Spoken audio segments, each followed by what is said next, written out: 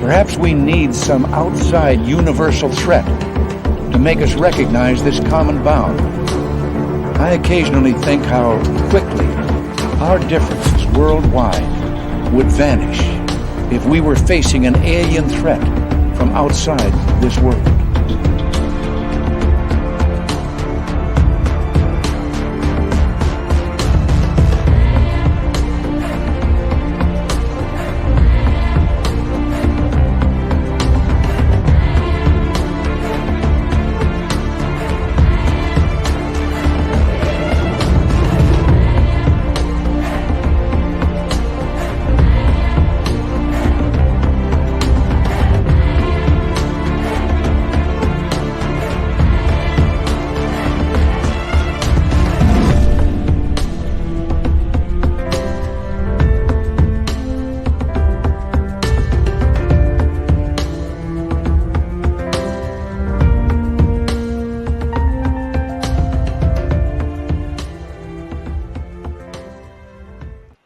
Good evening and welcome to Spaced Out Radio tonight as we are going all paranormal tonight. Kara Phillip is here, and yeah, she is ready to rock our ghostly world.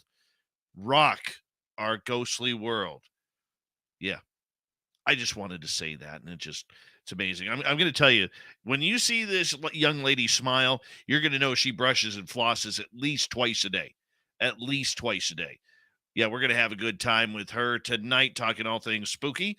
And, of course, all of you are joining us tonight. So don't forget to give us a thumbs up, thumbs down. And if you're new here, hit subscribe and ring that bell. We got Ann B in the gold medal position, Nightmare in the silver, Sugar Britches, bronze medal tonight. Race Fan, how you doing? There's Robert Lamoth and Michael Morris.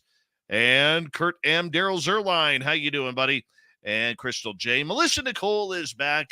Melissa will be signing autographs after the show. Line up to the left of the studio, if you don't mind, to the left of the studio.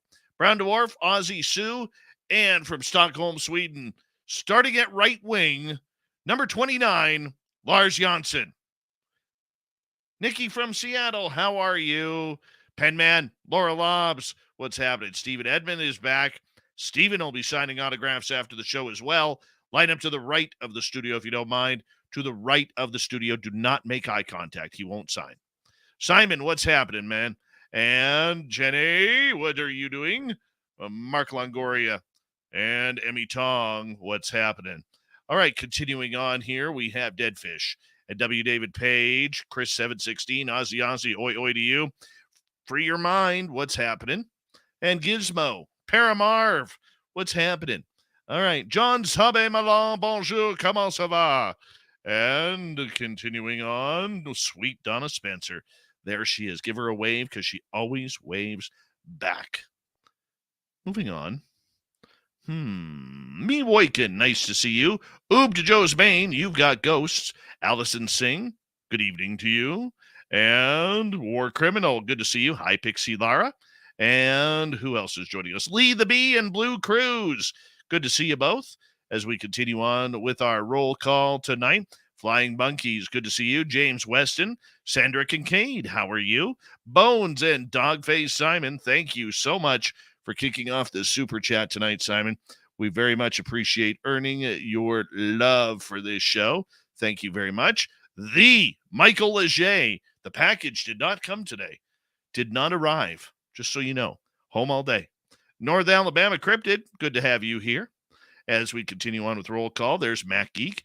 Intermix Hector, welcome to SOR chat from Australia. And Super Crazy, good to see you. And who else is here? Mike Bothwell, good to have a fellow Canuck here. All right, continuing on with our roll call tonight. Who else do we got? Oh, Deb from SAC. How are you? Are you going to play nice tonight, Deb? Just asking. You going to play nice? Because I don't want to have to give you one of these. Love V Love. You going to play nice tonight? Don't want to have to give you one of these along with a... Yeah. Okay. Moving on, since we got that drama over. We got to start the radio side. So that way we can let Bill WD40 into the chat room tonight to lube us on up for tonight's show, because you always want to go into a show nice and smooth. Nicholas Tapolansky, what's happening, man? Welcome to the chat room. Good to have you here. Digger Dog, 1 week, man. 1 week. You ready? I'm ready for Vegas. Oh, there's Len Dorman. What do you know? Len Dorman is here. Good to see you back. Roger Murray, or is it Roger? Are you going with Roger these days? Let me know. Okay, continuing on. Chillgasm. And let's speed this up a little bit. Skip to Malou, good morning to you over in Danish land. And let's see here. Katrina M., good to see you. And who else is here? Just a big chat. Just a big chat.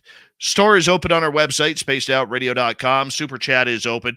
If you're new here, don't forget to hit subscribe, ring that bell. Horns up. Let's rock.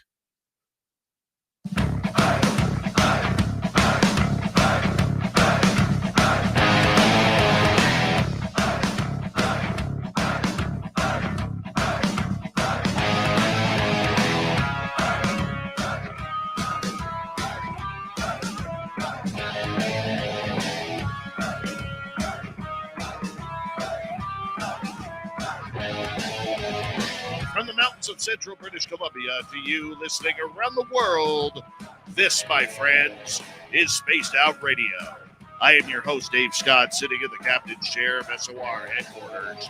We welcome you to tonight's show on our terrestrial affiliates around North America, digitally on Odyssey Radio, TalkStream Live, and KPNL. All of our archives are free. Join us at youtube.com/Spaced Out Radio. Do old Davey the favor, hit that subscribe button. You can follow us on Twitter at Spaced Out Radio, Instagram at Spaced Out Radio Show, and on TikTok at Spaced Out Radio. Our website, spacedoutradio.com.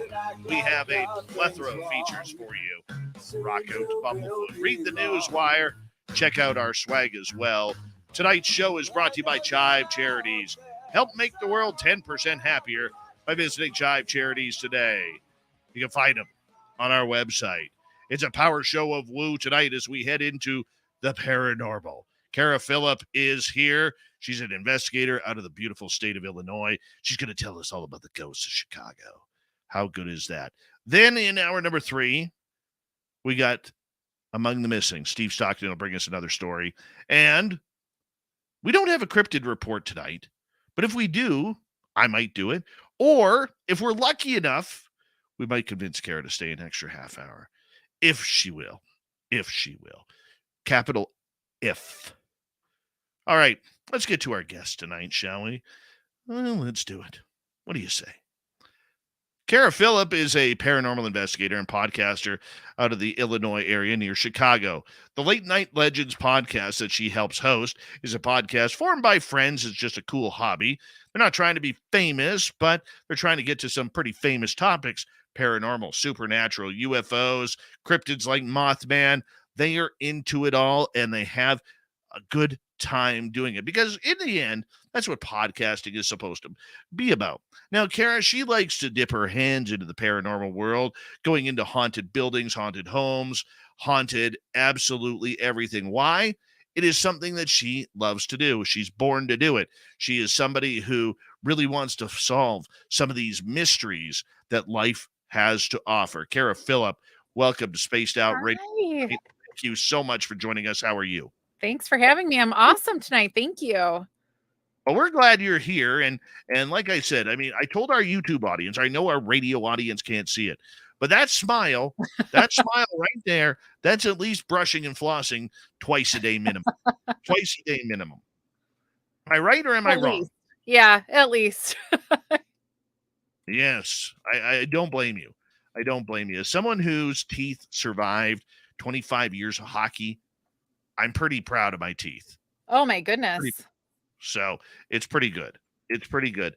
So my new friend, you know, we don't talk a lot of paranormal on this show, and I think it's to the detriment of our audience. And the main reason why I don't go down that road very well is because there's so many, you know, weekend warriors, like I like to call them, that aren't out there for anything but the chase, the thrill, the spooky, scary stuff that may occur. And it's very tough on me because, I don't like the "what kind of gear do you use" question, or "Oh, Neither do I. you use that? Really? Oh, we used that like 15 years ago." But there is that attitude that goes along with it. And the one thing that I love to do is tell good paranormal stories. The majority of us out there have them. So how Mhm. did you get involved with the paranormal? So I feel like, I don't think I went looking for it. I think it just kind of found me at a young age. I say my first paranormal experience, my first ghost experience, I don't remember. My mom told me about actually. We moved into a house. I'm an only child. We moved into a house that they had one daughter, an only child. The wife had died, before they sold it. And the owner, they were moving to Arizona, he and the daughter, and they decided to sell to my parents. Once they met my parents and me, he just said, "That's it. It's you guys." So we moved into the house. I was about 2, and I moved into the daughter's room. My mom would walk past my room and would hear talking. I would be saying something and she would hear somebody talking back.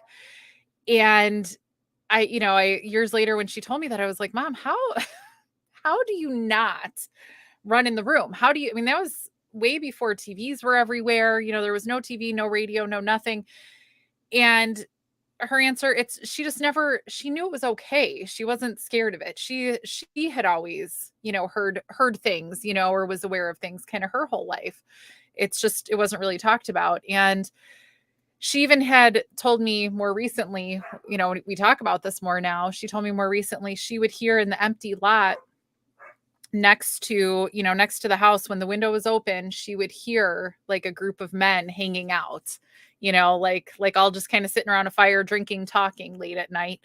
Nobody was there. So I don't think she would admit to all the things she heard, over the years, but so she was hearing all of this. And I always just knew there was somebody there. And it was Mrs. Bauer, that they're who built the house. When I was And I always just thought it was really normal to, kind of have experiences with ghosts or be aware of things. My family, aunt and uncle had a house in northern Wisconsin that I was not comfortable when we would go there for Thanksgivings, because I would see things. I would go to sleep and just, it wasn't good, whatever was there. And, it was only recently the family even started talking about that. And everybody admitted, yeah, you could see ghosts there. So I think it's been a really normal thing in my family, even if we didn't always talk about it. And Right. so whether it's in the genes or, who knows what it is, but it seems to be a pretty normal thing. And it's just always kind of been my whole life. So it's not something I chose to be open to or chose to not be open to. It was just always around. When I was about 12-ish, Mrs. Bauer, I know it was Mrs. Bauer. I was sitting at my computer, my giant laptop, or desktop computer as they were back in the day. She walked out from a wall. That always was a wall. I can't even say that was a door, once upon a time, but she walked out, walked around behind me, and I could just feel her kind of put her hands on me, and I knew she was saying goodbye. I just, I felt it. And she walked out the door of the bedroom, and I never saw, felt her again. I don't know. I think if Google was a thing back then, I probably could have Googled that. I bet her husband died. Something happened, because at the time I thought, oh, she knows I'll be okay. I'm older. Why would you leave a 12-year-old? That's not when they're going to be okay, right? You should stick around. So it must have been that her husband left. So I always want to look that up, but I always kind of don't want to either. I leave the mystery. And in Chicago, you grow up spooky. I don't know. You grow up, just I went to Catholic school my whole life. You grow up just kind of, you believe in all of that. You grow up at your sleepovers, Bloody Mary and light as a feather, stiff as a board, and you just grow up that this is all normal, and Ouija boards, and that's all normal stuff you do at sleepovers. It's just you're kind of spooky. I grew up close to Bachelor's Grove, so that was a normal high school thing to go to Bachelor's Grove at night. And so it was always just a part of my life. I eventually moved to West Michigan, where they're not so spooky. and I, kind of got away from it for a while. Had my family, lived there for a little while, and really, I don't think I had any experiences there, honestly, or nothing I was aware of. I was busy, life was happening. I wasn't open to anything other than, paying attention to what was happening, in the here and now. And then I moved back to Chicago and I worked at I'm like, really, just here's my life story, you guys. I worked at a assisted living place that made me realize that's right. I can see ghosts. and and I worked with somebody, usually kind of opposite shifts, that she was, could, kind of was able to see some things too. And we were able to talk about it. And it was nice to share that experience, because that was a scary place. It didn't, I worked nights. It was a rough place to be able to be aware of what's going on. And then again, life kind of took over. I became a nurse. I'm a nurse. And once I became a nurse, I really stopped seeing things, because I was always right there. I went to critical care. So I think I just closed that off for a long time. And then I started volunteering at a certain famous prison, notoriously haunted. And it was a couple years before I saw anything. And now I see things like crazy. Now it's just, I feel like I'm part of it and it's part of me. So that's my nutshell paranormal experience. Well, I really appreciate you going into such fine detail about that, because for a lot of people, maybe they have, heard a story about a haunted house that grandma used to live in, or, heard about local folklore about a tavern or a bar Mhm. or a restaurant that's been around for, 50 plus years, and the spooky stories that go along with that. I'm actually very lucky where I am, because our area where I live is very haunted. It's right along the old Gold Rush Trail. Oh, And there are literally millions of spirits along here. I And believe it it. doesn't matter where you are, this place is haunted. And it's always amazing to me, how people in general really don't understand how haunted the world really Mhm. is. I mean, they figure what? There's been over 10 billion people live on this planet. That's a lot of ghosts potentially. Yes. And that's even, just even jumping to the hospital I work now. It was before I started in the unit. There had been a medium that was staying there, and it's a newer hospital. It's beautiful. They've, you think, well, it's not haunted because it's new, right? Despite many people die in any hospital. And the medium was, said to the nurses, there are so many ghosts all over, spirits just all over. And, and was able to say, in room 1, this is what happened to this person. In room 9, this is what happened. So everybody, the story is still told to this day, because it was so accurate and spooky, because we like to think, well, not in the new hospital, not in these new spaces, but it's all the same, so it is amazing. So being a nurse, have you had any type of those weird experiences where people had near death experiences and come back and are like, "Hey, did you see me? I was up there on the roof hanging on out." No, no, no, I'm always, I don't want to say disappointed, but maybe, yeah, I always want somebody to kind of pop back and say to me, just something about, what they may have seen or not. Um, but I haven't had that yet. And I think, I always think, well, maybe, one day if I get to see them when they're more awake or whatever, but if I don't get to see them, I don't even get the chance to talk to them about it. So no, I don't have any of those. I Uh, wish.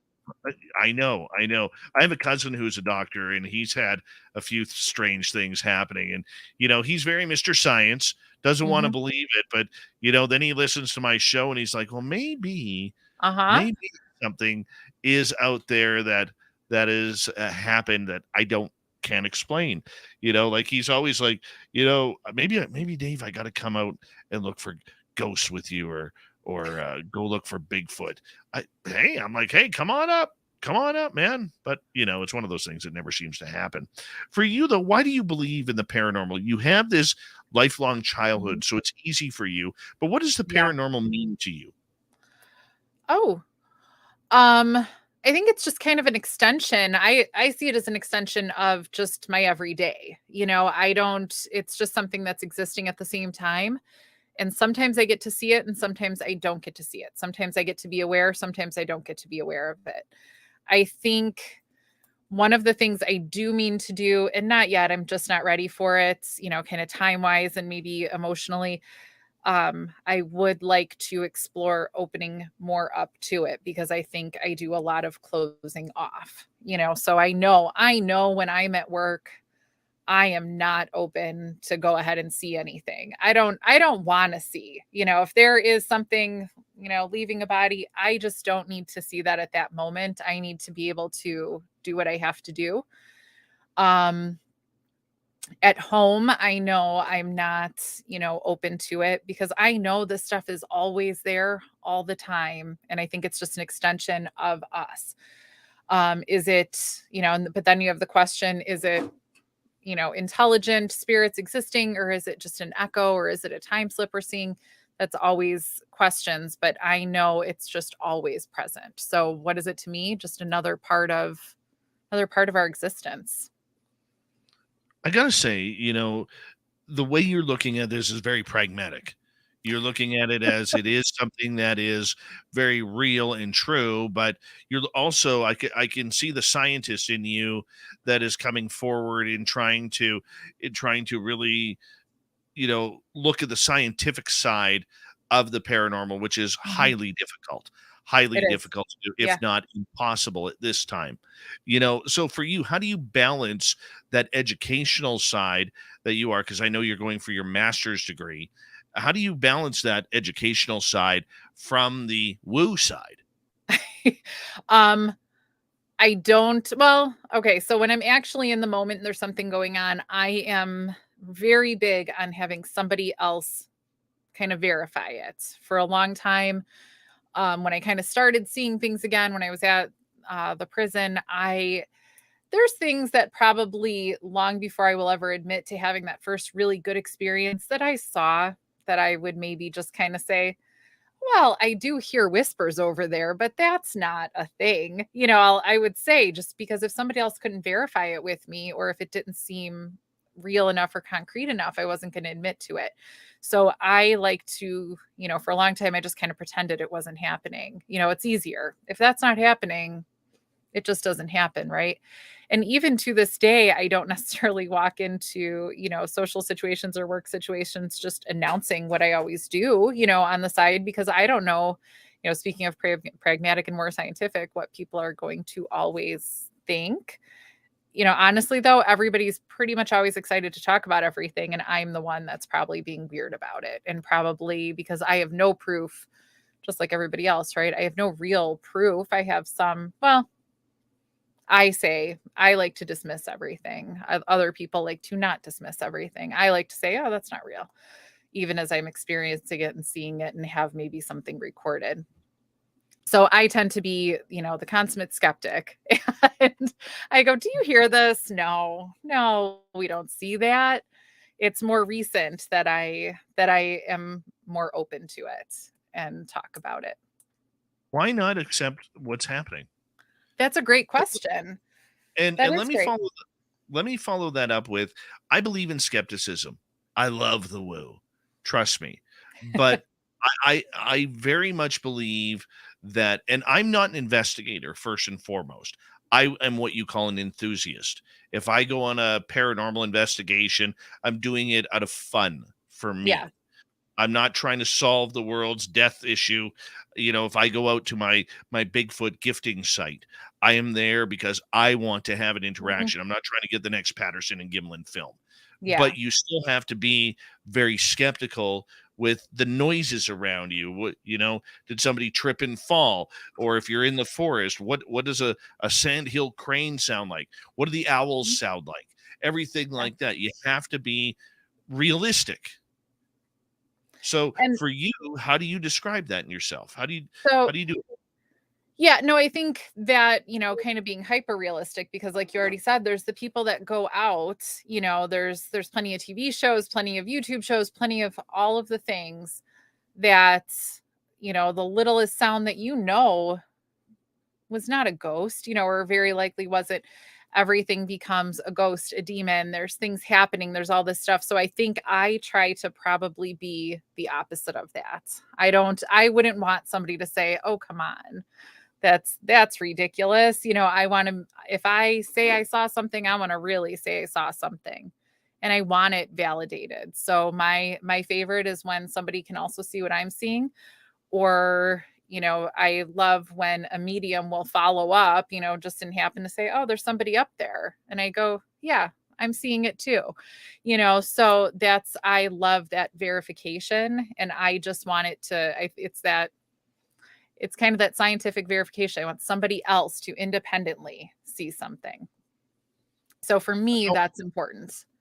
With 3 minutes to go before we have to go to break at the bottom of the hour, paranormal investigator Kara Phillip is with us tonight. I mean, for you, though, how many times do you actually get repeat evidence, at the same location? I mean, that's damn near impossible to get. And that's one of the things about the scientific method. Is it repeatable? And unfortunately, in the paranormal and supernatural, 9.5 times out of 10, it's not. It's not. Yeah, no, you really don't. You can get similar feelings at a place, or I can see similar things, but can I get, proof of that? No, not necessarily. But also, if we're talking about intelligent spirits, now you're depending on a person to interact with you just how you want them to. So, would I do that if I was on the other side? I don't know. I would be like, no, thank you. Well, you know what? It's something that you got to have the thrill of the chase. I mean, you obviously have that thrill because in the end, ghost hunting isn't as scary as what a lot of people make it out to be. It's not as scary as what television makes it out to be. And it's either really, really boring or it's really, really fun. Yes. All at the same time, I think it's both at the same time, almost simultaneously, like little bursts of fun or bursts of boring. You never know what's going to happen. So for you, not knowing what's going to happen, is that a thrill? I think that's the more fun. That's the adventure of it. Because you don't know. I mean, I do love doing fun things. I'm a big fan of like zip lining or, fun things, roller coasters and whatnot, but there's still like a predictability to it. I think there's something, pretty cool about in the dark, in this creepy space. You have no idea what's going to happen. And that's pretty cool. All right, totally off topic. Yeah. One of Dave's favorite things to do is ride roller coasters. What's the best roller coaster you've ever ridden on? Oh,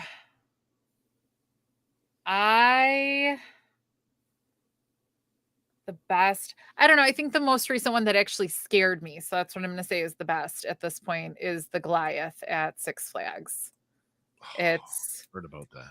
It is such a straight down fall. Like I was not emotionally prepared for that. I was like, oh, this will be cool. And it actually, it scared me, that's the goal, right? Like instead of just saying like, ooh, fun, you want to be scared. I think for me, I don't know the name of it.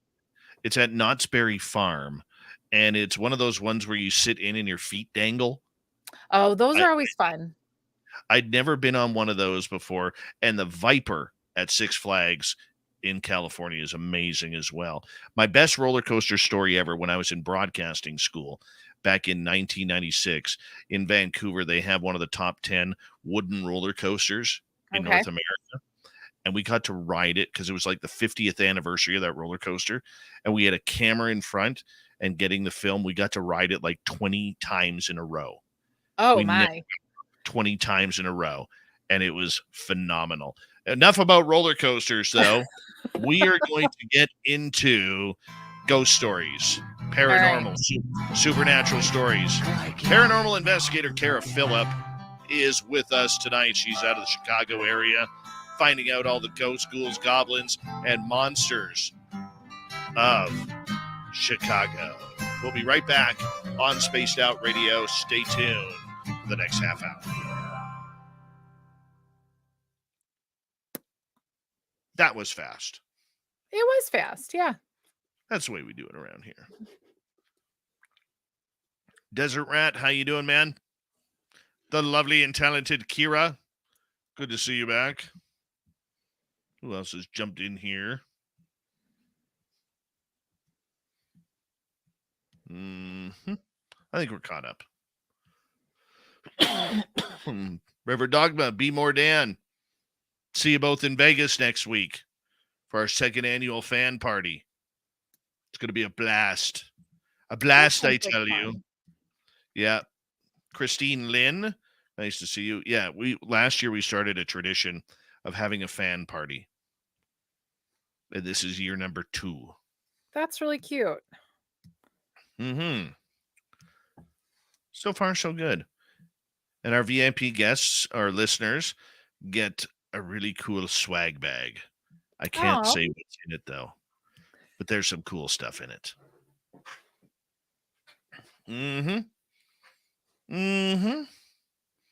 That's what we do. No, that's really cool. I like that a lot.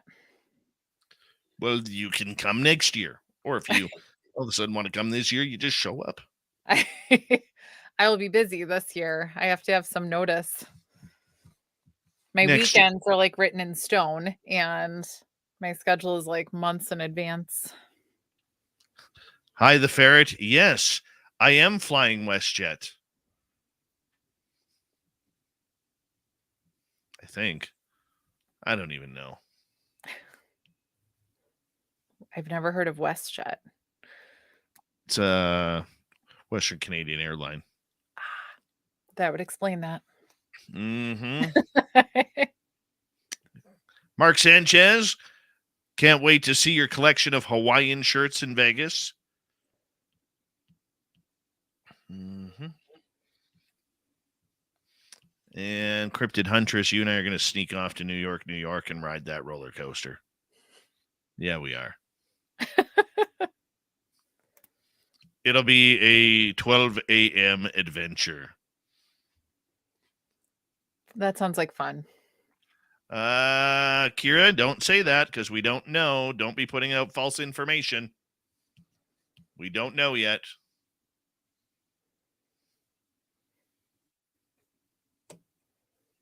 We don't know.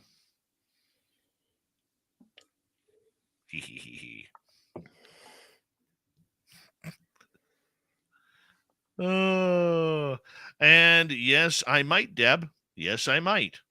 You never know. They saw UFOs at Sapphire. We have, just so you know, about 2 minutes. Okay. 2 minutes.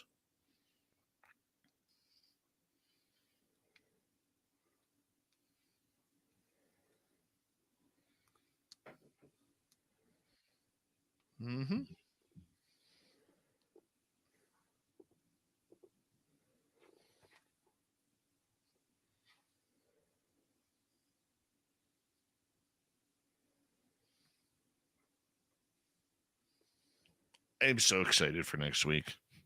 Oh, God, am I excited. So how many nights is it? Our Vegas party? Yeah. I'm arriving on the 18th. I will start partying on the 18th. And I will party until the morning of the 22nd when I have to fly back. I'm going for like 4.5 days. That sounds awesome. Yeah, I'll try and get back down there later this year.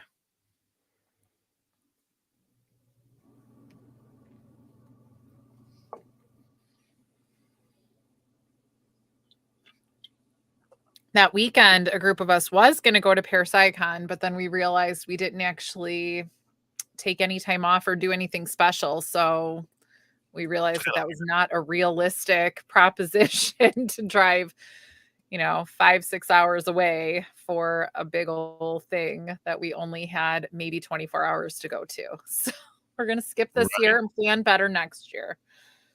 Yeah. Hey, everybody out there, thank you for reminding me, Jessica, on the chat room. Everybody needs to send some Merle some love and some serious healing. He may not be able to come to Vegas next week. He was in hospital a few days ago. with internal bleeding. And that's about as far as I'm going to go with it. And he is okay. He is at home. But we got to send him some healing prayers so that way he can heal on up and get to Vegas with us, because he's like broken. He may not get to go. So make sure you send some love. And thank you to Simon Times2, Deb, and Matrix for the super chats. Here we go with the second half hour of the show.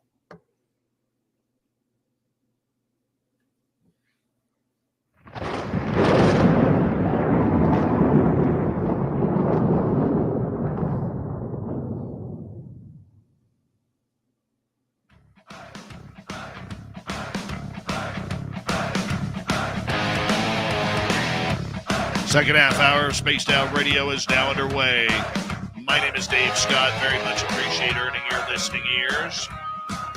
Want to remind you that if you missed portions of this show or others, check out our free archives by going to youtube.com/Spaced Out Radio. Do old Davey the favor. Hit that subscribe button. Our website is spacedoutradio.com. We have a plethora of features for you.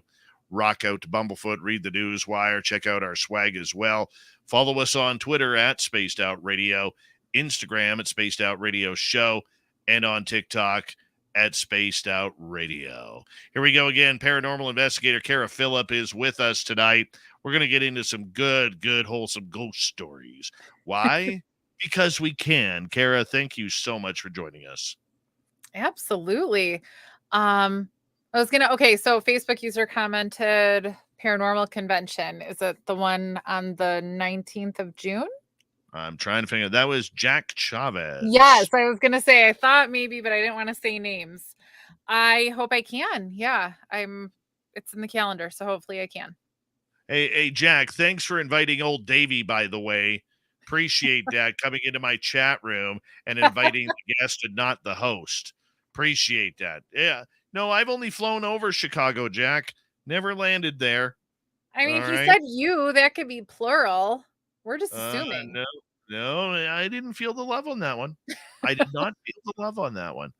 Let's continue on. You get scared? Yeah. No, I'm good for running, which is ridiculous, right? Like if it's actually something paranormal, me running, what is that going to do? They'll just be like, boop, right, right there. But when I say scared, it's like a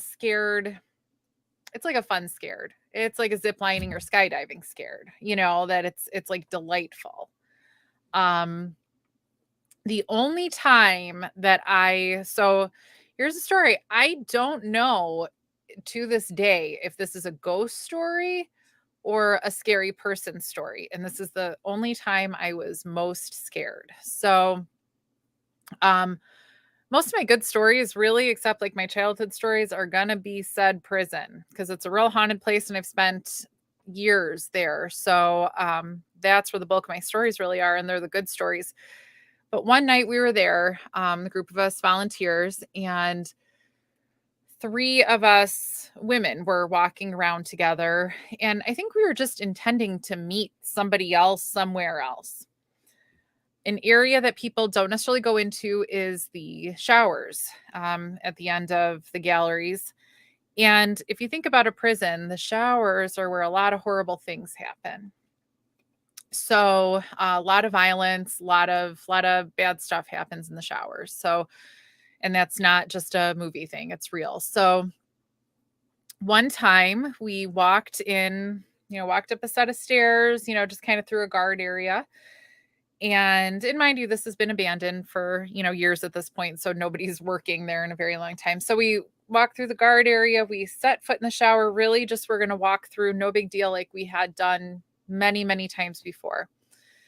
And there's, like you see on movies or in prisons or even at pools, like the metal shower, that the spigots come around the outside of it. There's a couple of those in the shower area. And we hear, and not me, one of the other women was holding the flashlight and she was a little ahead of us. And this is pitch black, no windows. And we hear a loud bang, bang, bang, like a very, concrete sound. All of us heard it. She shines the flashlight at it, where we hear it coming from. And she just has like a look of shock on her face this whole time. We can't see anything except for really her because of where we're standing. We can't even see around the corner. And I'm not taking that extra step to look around the corner. I don't know what it is. And this is all happening really fast. So then she kind of turns towards us with the flashlight, looks away from the area, and you hear another bang, bang, bang, like metal on metal. She turns the flashlight again, just kind of this look of shock, holding the flashlight, and then turns towards us one more time. It happens, the same bang, bang, bang. We take off running because honestly, at that point, it was so concrete and real that easily could have been somebody that broke in. I mean, that was for years abandoned. So people would break in, people would, stay there. So I honestly, I really thought that night we were going to die. Something horrible was going to happen because I believed there was a person. We went running out of that building. I kept turning around, shining the flashlight behind us. Nobody followed us. We literally had her husband who was there come meet us through the showers because that was the only path through. We wouldn't walk through without him. And he, but he looked around. We weren't even willing to. Nobody was found, is what I'll say. Nobody was there. Nobody was found. To this day, that is the most scared I've ever been in life. Probably, honestly, I really thought a person was there. She swears she didn't see anything. There was no person. There was no nothing. And she said, honestly, that's why she had such a shocked look on her face, because she kept looking exactly where the sound was coming from. And there was absolutely nothing. And that's why she was, honestly, she probably would have been less shocked if there was a person, to be honest. And she swears she saw nothing. There was no evidence of somebody having been there. There are only so many paths somebody could take in or out, right? It's pretty relatively secure space. At least, the paths are relatively secure. And to this day, I have no idea what it was. Nothing like that has happened since, and, or before that we know of. And that was the most terrified I've ever been. And I ran because I was sure it was a human. So if I've ever been scared, that's the most scared I've ever been. Because I thought somebody was coming at us with that metal pipe they were banging on the shower. Did you see any faces or any apparitions? No, like there was just absolutely nothing, just the loud banging. Oh my. So that's what was so scary, because it was such a concrete, real, there is no question this is happening sound. We all heard it, and it was loud, like echoed in the shower. And so I don't know, is that my best ghost story, or is that my best almost got murdered story by a real person? I don't know to this day. And that's what's kind of exciting about these dark places. You have no idea what's going to happen. The idea that a lot of times, Kara, you have to go to an abandoned jail, an abandoned hospital, or insane asylum, or wherever it may be, to get the best ghost action outside of those giant areas. Could you tell our public, how realistic ghosts can be anywhere? They could be in your local park. They could be at your neighbor's home, your favorite watering hole, wherever you may be. So absolutely. My stories default to the prison because I don't go there for the ghosts. I go there for historic preservation and to help clean up and to help, maintain this. I do go to some other places too. This is just the one that I've spent the most time at. So, the idea comes from the Warrens, and probably some other people too. Hauntings are kind of unique, right? So, and it helps when they do get to know you. So I found for us, as we go to the prison and we're there all the time, we are like the caretakers. We clean up, we take care of the site. We put so much energy into it. So for us, we tend to see the most because they know us and, they are familiar with us. But really any place is where, the spirits can be. It's when it's dark and abandoned and, kind of crusty and grimy, that's when you are in that mood to see ghosts, right? That's when you think you're going to. That's when your senses are heightened, when you're just in a neighborhood pub down the street. The person sitting next to you might not be somebody that's live, but you're just not even in that frame of mind to think about that. You're not even looking at that So I think when, I even say it at work, there's a unit that sometimes closes when I walk through. I see some shadows moving sometimes, but I don't really like to think too hard about that. And then I move a little quickly because when it's closed, there's actually that chance for the lights to be a little dimmed and it's quiet and there's nothing else to interrupt what's going on. When you're in these busy places that are well lit and loud, it's just going to be a little harder to see it. So when you have these abandoned places and you're in that mindset and it is dark, you're just kind of ready and you want to. And it's there. And sometimes these places with so much trauma, it really comes to the surface too.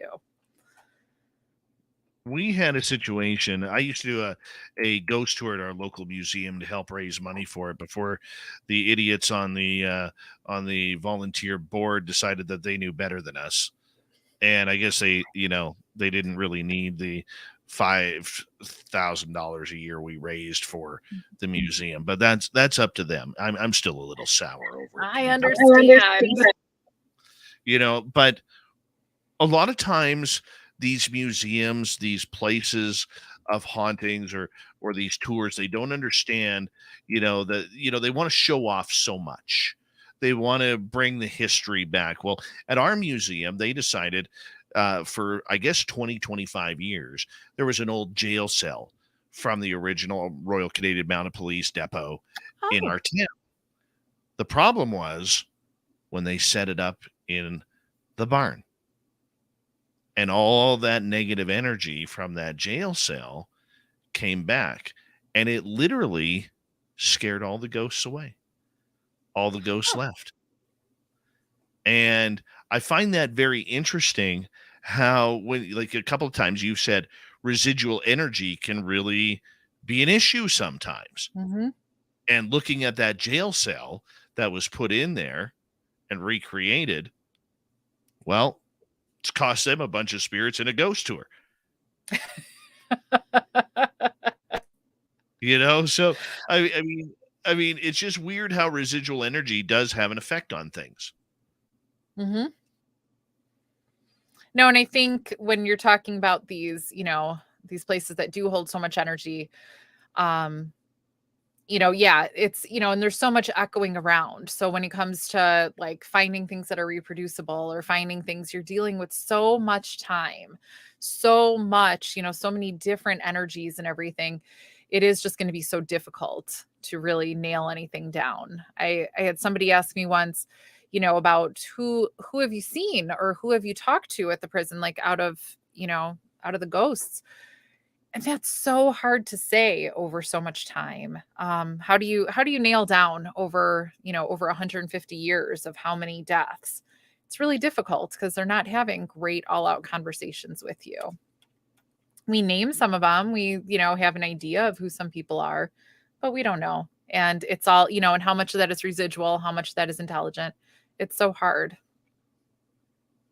It is hard. And the idea that, a lot of people do this for fame chasing, whether it's they think they're going to be the next television star or the next YouTube identity influencer in the field.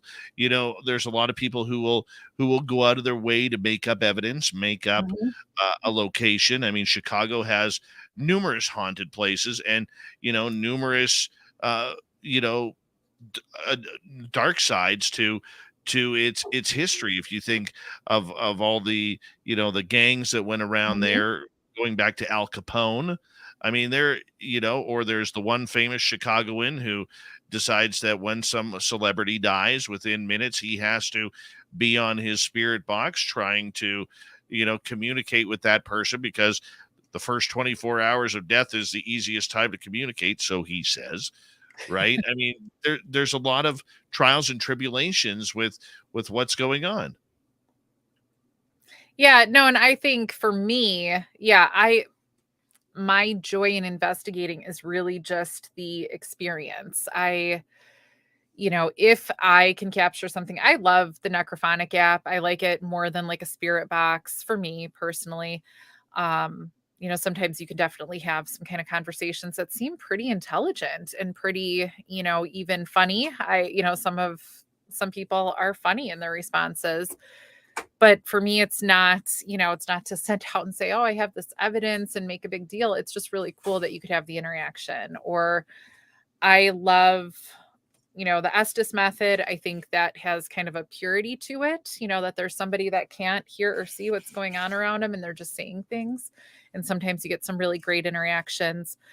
But even then, it's just more for the experience and saying, look, even the people you're with, that you had that shared experience that night. And I think that's what's so cool, more than making a big old deal out of it, to the world. I really think the Estes method has changed the way we are investigating the paranormal. So for people who may not understand what the Estes method is, could you please explain that? Yes. So the first time I saw it, I didn't realize it had a name. Honestly, I think I missed like the little introduction the person did. I wasn't paying attention, I think. And I then kind of tuned in when I realized what was going on. It was at the prison, like everything, but it was, so what you do is you have a spirit box and hooked up to some noise canceling headphones. And ideally, your eyes are closed or a blindfold or something. So literally your only input is that spirit box to hear it. So instead of a whole group of people standing around a spirit box saying, I heard them say one, I heard that, and all kind of feeding into that. And, I think it's just personally pretty irritating to try to listen to, especially as a group. I kind of say, oh, I don't care. And I'll walk away from it because it's just noise mostly. But that Estes method lets that one person hear the word and they just say it when they hear it. I've definitely seen sessions that nothing has happened. And I have another ghost story, another cool one. Please share. Okay, so I call him my guard, is, and that's its own story about how I first, like the first day seeing this ghost. He's clearly a guard. By now, most of us have interacted with him in some way, but we were there, and it was one of the big rentals with kind of some more celebrity ghost hunters that were there, were doing it. And this one woman, had the headphones on in the spirit box. And it was the second night of the investigation. They kind of learned to tap into some of us that are around all the time. The ghosts kind of would tap into our energy a little bit more and interact with us. So I started talking to we started talking to whoever was talking to her. And I said, are you my guard? And they said, yes. I wish I could remember all the words. I don't think I taped it. I wish I did. And basically saying, who do you like and who do you not like, and named me as somebody that he liked, and named my friend Rob, who's there usually, like our resident, real ghost hunter. He runs the tours, and said he didn't like Rob. Rob's a big guy, he like definitely has felt, being stopped at certain areas by the spirit. And Rob said, okay, I'm going to go. I'll leave. And the woman said, from the spirit box, yes, leave. So he starts to leave the gallery, gets almost to the end.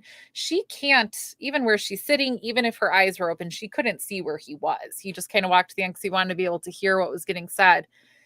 And it said, no, leave, when he stopped. And he said, oh, okay, I'm going, so it knew.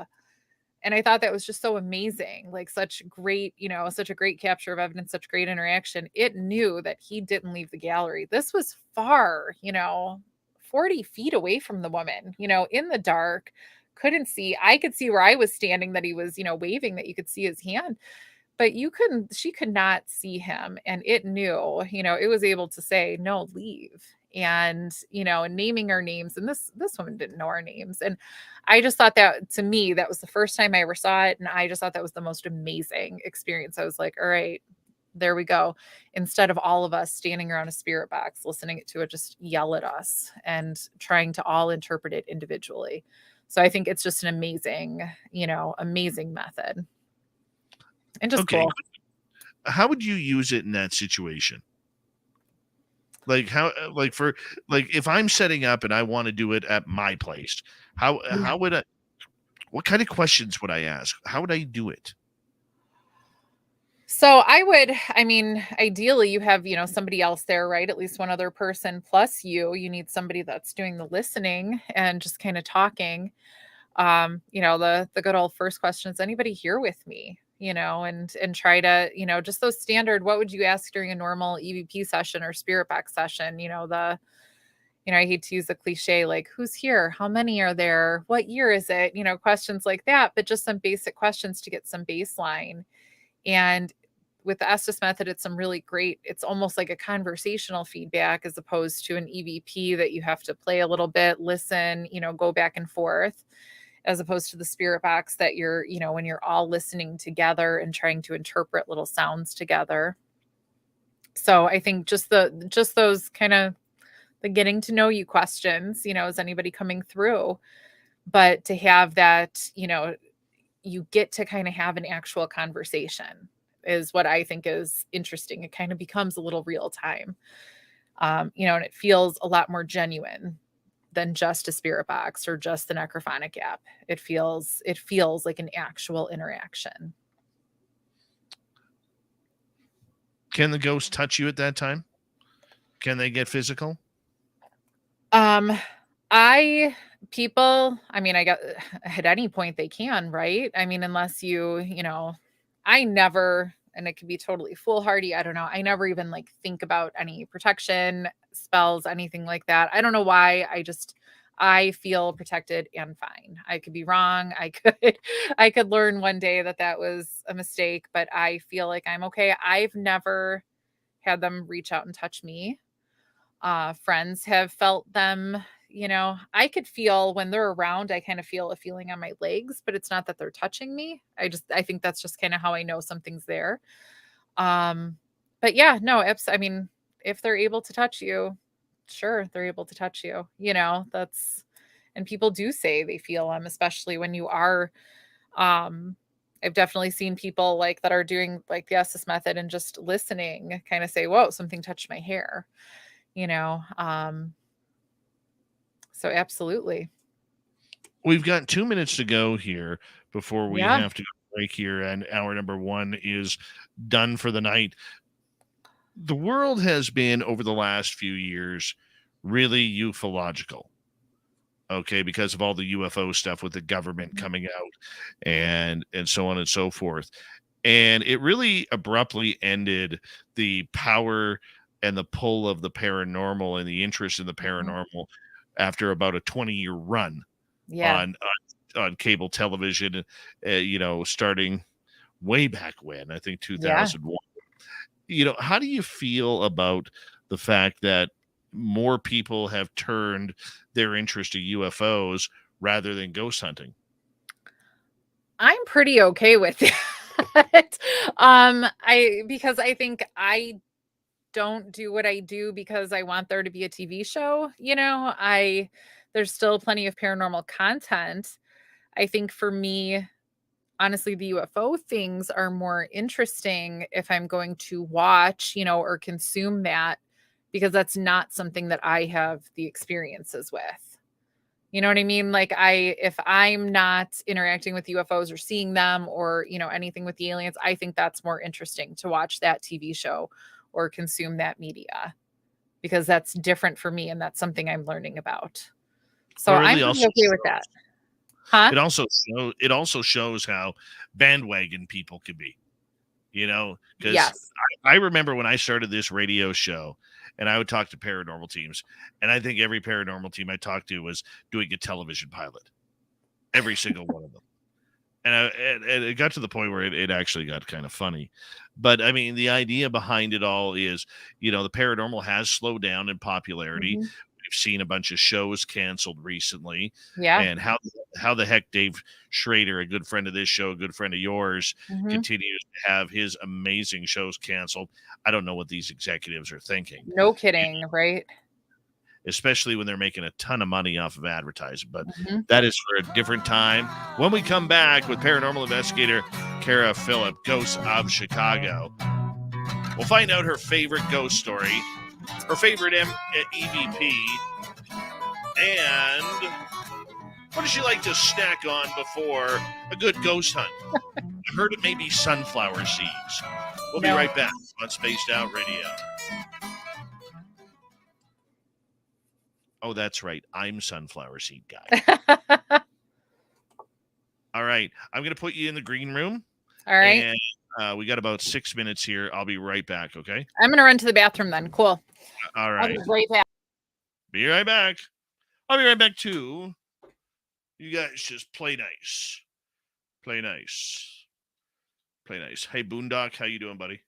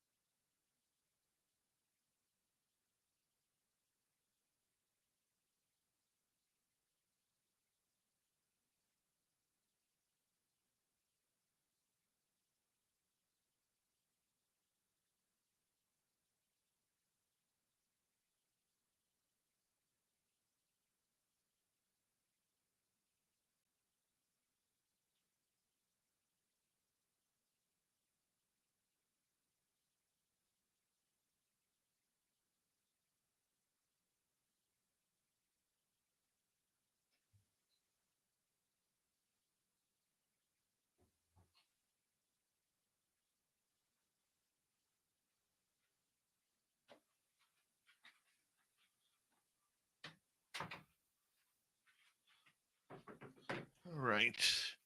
I am back. Hi, JSCO. What's happening? Let's bring Kara back. Hello, Kara. Hello. We got about 90 seconds. All right. Having fun yet? Yeah. I'm still awake. I told you I would keep you awake. I'm that guy. I'm that guy.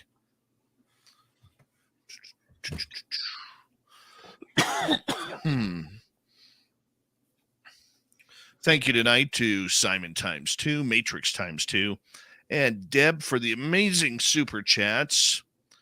Very much appreciate the love, everybody. Paul Francis, how you doing? Welcome to the chat room.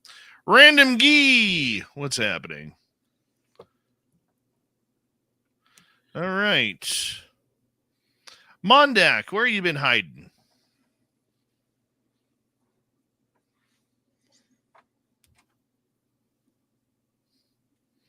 All right. Vegas next week, everybody. Vegas next week. All pumped up. All pumped up with no place to go yet. I was going to say, you absolutely have a place to go. Not yet. Not yet. That's a week today. A week tonight. It'll be good. It'll be very good. So good. So good. I got a U. Mm-hmm. Mennonite Abe, what's happening? We got 10 seconds.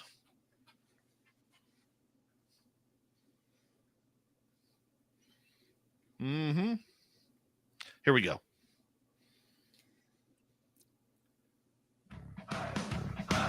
You're listening to Spaced Out Radio with Dave Scott. Follow Dave on Twitter at Spaced Out Radio and on Facebook, Spaced Out Radio Show. Hour number 2 of Spaced Out Radio is now underway. My name is Dave Scott. Very much appreciate burning your listening ears wherever you are on this beautiful planet we call Earth. Hello to everyone listening in on our terrestrial affiliates around North America, digitally on Odyssey Radio, TalkStream Live, and KPNL. All of our archives are free.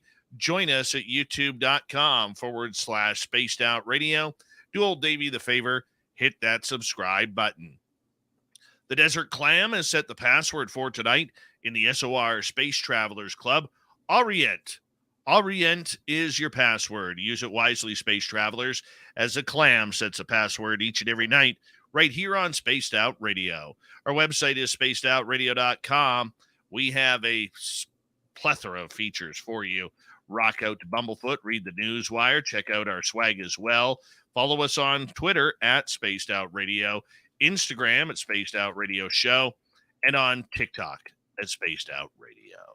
Here we go again. Paranormal investigator Kara Phillip is out of Chicago. She goes hunting for ghosts. She podcasts. She does absolutely everything when it comes to the paranormal supernatural. Kara, welcome back.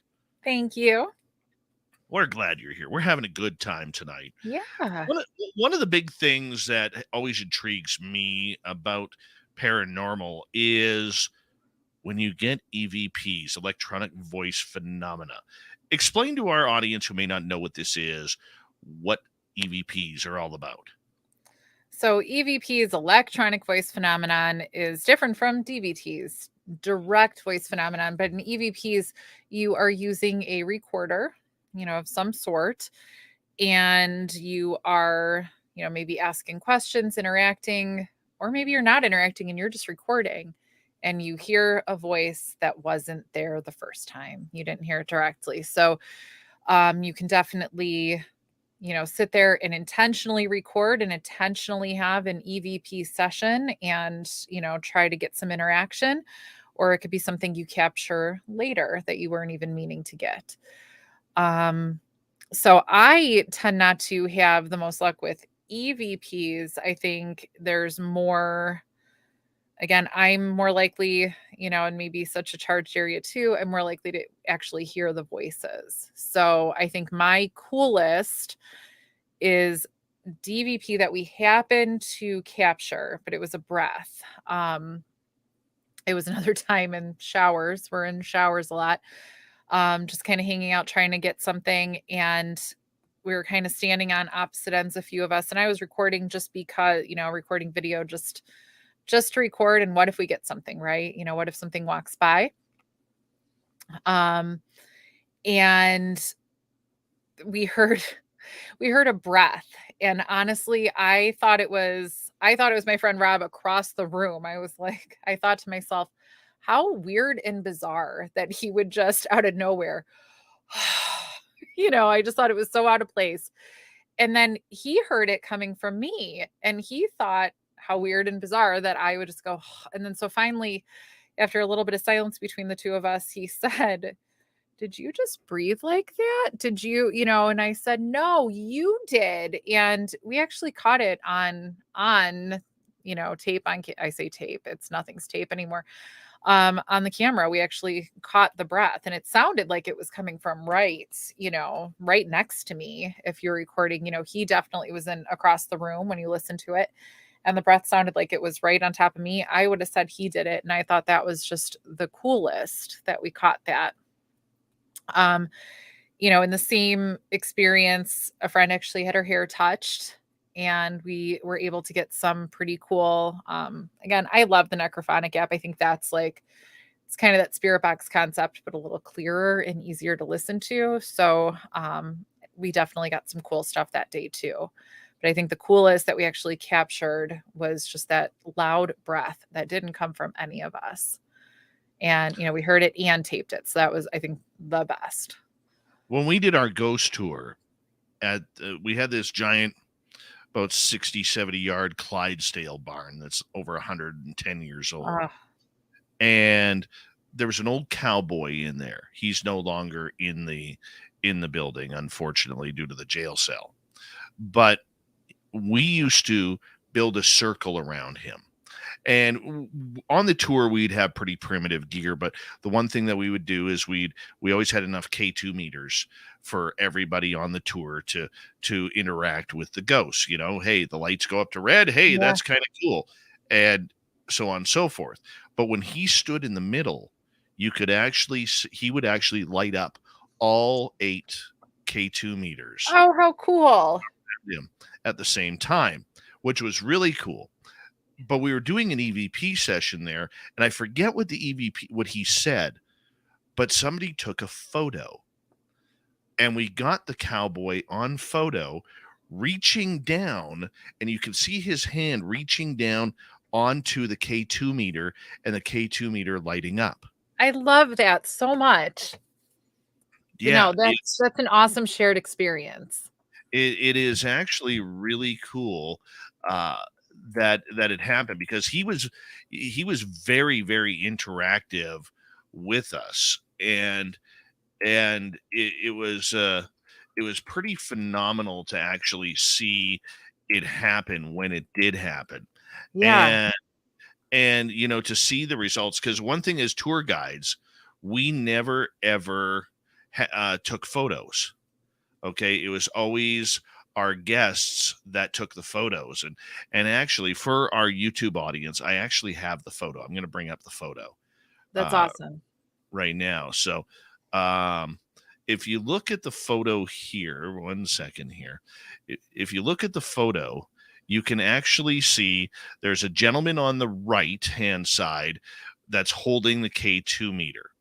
And if you look to the left, you see the arm coming down towards the K2. Now, unfortunately, my mouse doesn't show it on here, but on the left-hand side of the photo, you see the shadow of the cowboy. And on the left, you see the person holding the K2. And right in the middle of the photo, you see the lights on the K2 where his arm is coming down and touching. How cool. Yeah. No, that's awesome. Yeah, that was one of our best photos, because we only allowed people on the tour to take photos. Us as guides were not allowed to take photos. And we caught some incredible stuff. And unfortunately, it's these stalls here that you see in behind the photos. That's where they ended up building the jail cell, right in a stall where we actually caught the face. Another one of our tour guides actually caught the face of a horse. Oh my goodness. Coming out of the barn. But yeah, they didn't care. Now it's buried somewhere on my Facebook. It's about a year ago. And Chris Fleming was there doing a tour, and he was talking about, there was that he was kind of seeing something big and, just kind of describing. And I was functioning more kind of as a guide. So I was watching the people a little bit more, but I was like, oh, I'm going to take a quick picture of Chris. Like, this looks cool. This will be a great picture, to have.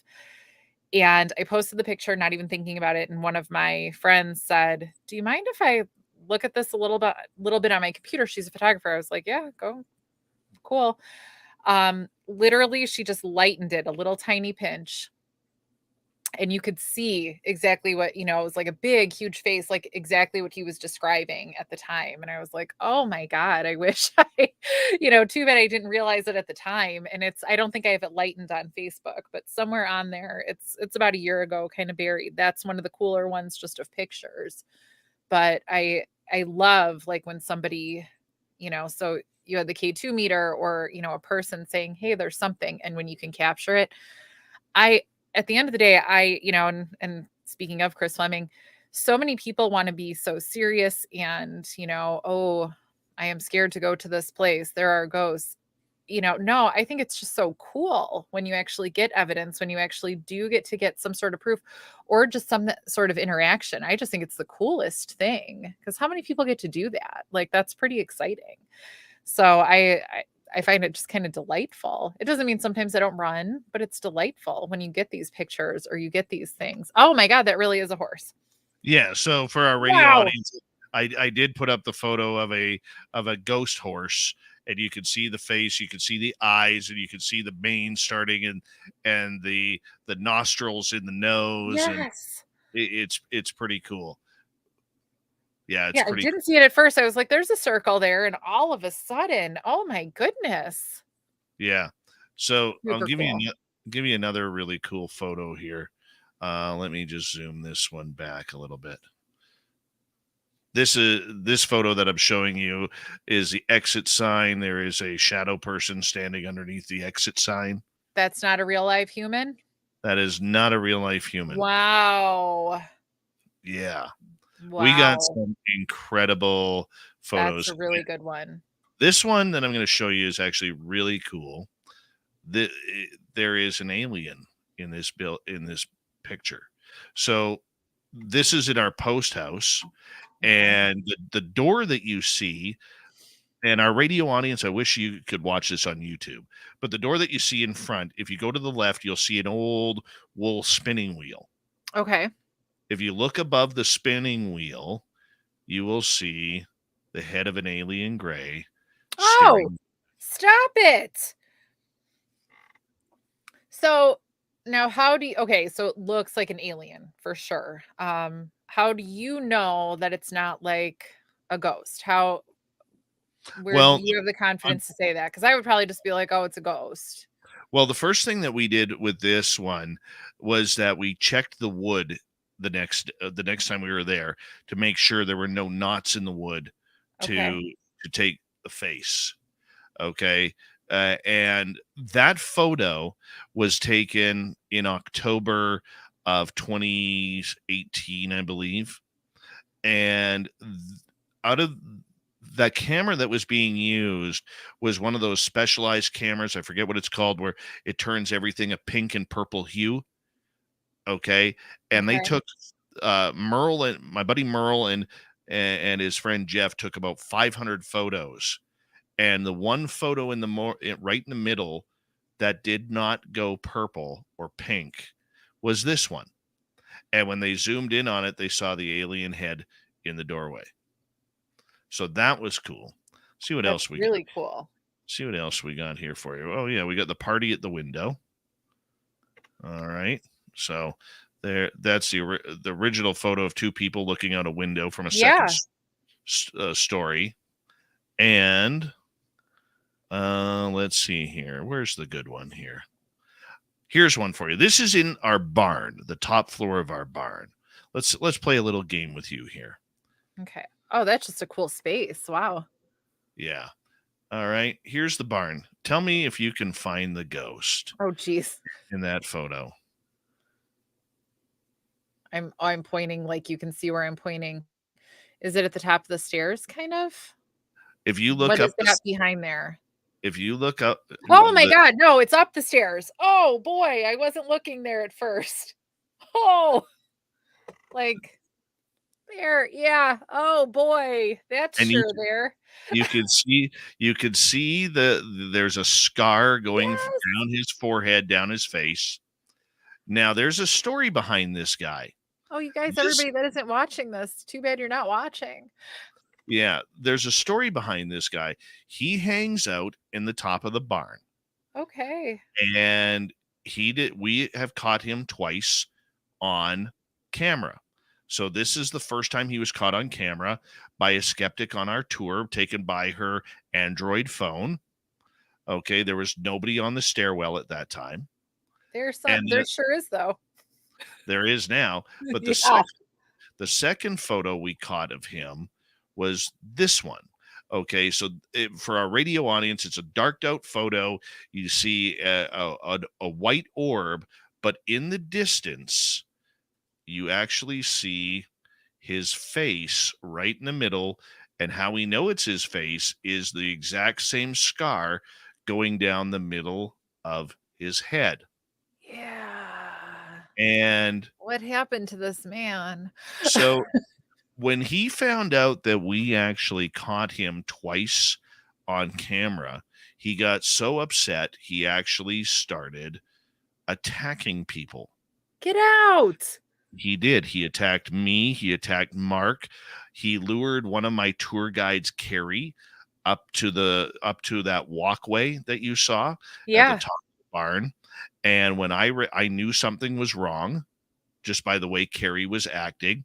And when I walked up to her, I was about 18 inches from her face, and I got her to turn around. I said, Carrie, turn around, look at me, make eye contact with me, concentrate on me. And when she turned and looked, his entire face morphed out of my head, and she will never step foot on that property again because of what she saw. I don't blame her. That's pretty extreme.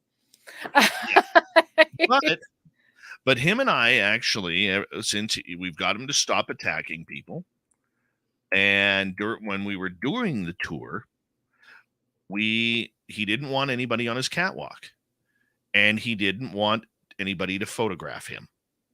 Now, he will give special permission if it's for the benefit of the museum. He will give special permission to television crews or people to photograph him. But when you walk up the stairs, but when he says that's enough, that's enough. So how do you know that's enough? What does he do? He'll let you know. Just the tension, tension gets really, really heavy. But what we do is we make him an offering. Before every when we would do a tour, we'd make him an offering of a shot of whiskey and 1 or 2 cigarettes. Because back in those days, everybody smoked. Absolutely. That would calm him down. But there would be people, like on the top of that walkway, he leans down, has his hands on the railing, and he leans down and he watches. So when anybody comes up, if you look up on that walkway, you can actually see the outline of him standing there. And I have had people who've come up those stairs, look up, nope, we're going down. Yeah, I know that feeling. Yeah. You know, that is awesome. Yeah. So it is kind of cool, with that. And unfortunately, we don't get to go there anymore, but that's okay. It was a cool experience while it lasted, though. Yeah. Yeah. We just got to wait for the whole board to change. Because, I mean, all we really wanted to do was raise money for them. Mm-hmm. I understand. For you, though, have you ever had a close encounter with a spirit that has either morphed out of somebody or just appeared right in front of you that scared the daylights out of you? So not morphed, but appeared in front of me. So that's the story of my guard, how I finally first saw, when I finally admit that I finally saw a ghost there. Even though I did see ghosts before or whatever, but one day I was cleaning out a very famous cell. We were cleaning up a gallery, but cleaning out a cell. And I kept feeling like somebody was watching me from the center, from the administration building. And we were in the West Cell block. An interesting thing about the West Cell block, it had been closed, sealed for a very long time. So if you go with the old adage that ghosts can't cross iron, right? That's why we have wrought iron around cemeteries. It was sealed and nothing was coming in or out spirit wise. People would look through the gates and sometimes see something down through the galleries, somebody walking, probably like a guard. And people would say to me, "Don't you see it? Don't you see him?" And I'd go, "No, I believe you do, but no." And this went on for years, really, until finally that side got opened up. So now the gates are open, things can flow freely, right? So we're in that cell block cleaning up, getting ready for people to come through on tours. And I kept feeling like I was being watched and, kept feeling it all day and just like leering. It just felt just icky, didn't like it. So, mentioned it to a few people, but didn't think too much of it because what am I going to do? Obviously I know there's spirits here. It's a bunch of prisoners. Of course, I'm maybe going to feel like I'm getting leered at. That's not shocking. So that night there happened to be a public paranormal tour I went with to be, part of like the staff for it. And I really, again, had not admittedly seen any ghosts until then, right? So I was never afraid of going, on the very ends of just, having my back turned to anything. I was really just there to make sure that the public was safe because it's not always the safest place to be, right? Making sure nobody's wandering off. Until down at the end, now it was on the east side. We were in the east side and a few guests said, "Do you hear that?" And I said, and I heard it and I said, "Oh, darn, I do hear it." Just like they heard it. And it sounded like old keys, like big, heavy keys, just kind of like walking, and I said, "Oh," and we saw like a point of light, like somebody carrying like a flashlight, not illuminating anything, but just like a point of light. And they said, "Do you see that?" And I said, "I sure do," and I'm thinking, oh boy, oh no, this might be a little real. We walked down there. I didn't, we kind of heard and saw it kind of around us, close to us, but nothing came of it. Another group, probably about a half hour later, wanted to walk down. And right as we're walking pretty far down the gallery, just me and a couple people, just guests that I don't know, we're walking down and all of a sudden you can hear the keys loud, like they're right in front of me. And a huge shadow just steps out right in front of me. And I, just felt nauseous. It was there, whatever it was. And I knew it was the same thing that I felt that morning. It was the same feeling, just, just leering, staring at me. So this is when I ran. I didn't even think twice. I just turned around. I left those guests down there. I didn't care. They could do whatever they wanted. I ran because this thing just jumped out in front of me and it just didn't feel like a safe place to be. Of course, all of my friends and people I worked with laughed at me, and that's how I handle emergencies. I just run. But that was my first time really seeing this. And, I said, it feels like a guard, and it is. He's a guard. We've all interacted with him. We can hear the footsteps. There's one surface that it's just like metal. You can hear those like guard footsteps. They would wear boots, not little shoes to shuffle in. And we feel him. We see him around. I see him up on the galleries looking down at us when we do tours or even just when we're there. And he definitely, by now, it's been, years now. By now, we're cool. I call him my guard. I'm fine. I'm not running from him, but he likes me. He likes, a few of us, and some of us he doesn't like as much. And he kind of makes his presence known. So that was probably the most concrete, like walking out in front of me that I've ever had. No kidding. It's such a surreal experience when it happens, when you see a full-blown apparition right in front of you, and you're not sure if it's going to rush you. You're not sure if it's going to communicate with you, if it just wants to hang out and say hello. Hey, do you got a beer, that we could share or whatever? But we're going to learn more about the paranormal and Kara Phillips stories when we return on Spaced Out Radio, the second half of the show coming up right after this. You got ghosts in your house?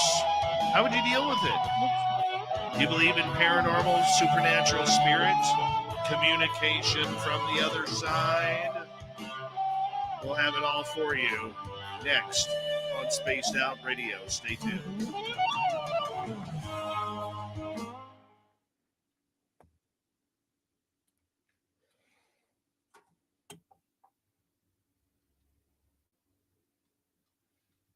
All right, there we go. There we go. All right.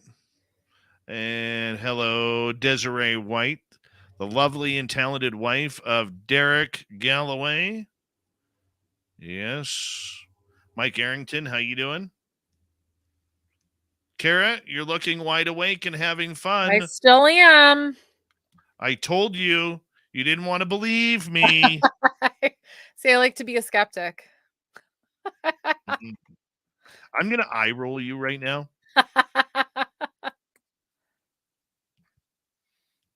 Hi, Lunar Tina. How you doing? Mike Bothwell. Love you too, man.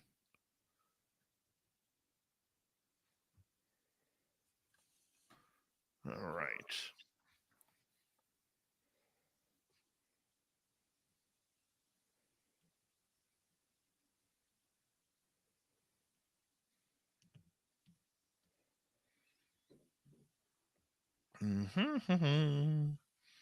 Oh. Deb says, we are loving you. We're loving you, Kara.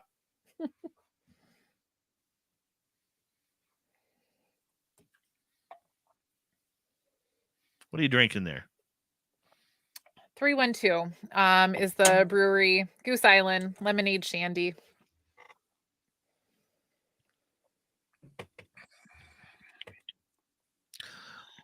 My girly drink weakness is the Jack Daniel's watermelon coolers. Oh, I haven't had those since college. Oh, because those I are threw so up a lot. dangerous. Those Well, yeah, they are. No, I like beer, but I like sour, fruity things. And actually, I went to the store today with the full intention of getting Bell's Oberon because I went to college in West Michigan. So Bell's is the brewery in Kalamazoo right there. And Oberon meant it was summer. And I looked through the whole aisle, couldn't find it. I already picked other stuff. And as I was walking out, they had a whole end cap. And I was like, I'm not getting it. It's done. The time has passed. So I like summery, fruity, sour things. normally, if I don't drink a lot of beer, I really don't. My winter drink of choice is a glass full of snow and then Fireball mixed in. That is interesting. I would not trust our snow. Well, where I live, you can Yeah, trust. you can. We Yeah. don't get as much snow anymore. The climate is, something's shifting, whatever everybody wants to call it, but it is not like it used to be around here. Going back 20 years in my town, there used to be 6, 7, 8, 9 foot, 10-foot snow walls, and now it's like the snow walls, like once you're plowed, or maybe this year was high. It was about 5, 6 feet, Ew. But, yeah. Ed Clater, everyone. Maureen Green, nice to see you.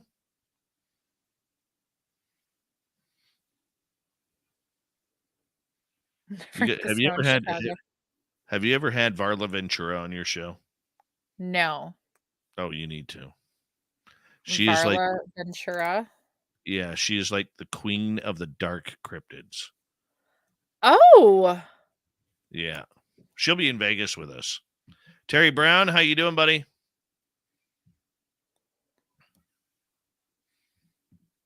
We got just over a minute.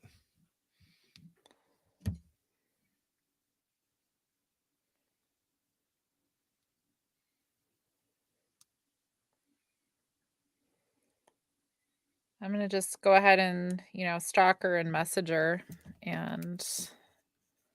Yeah, tell her that you're a friend of mine. Hadley, how you doing?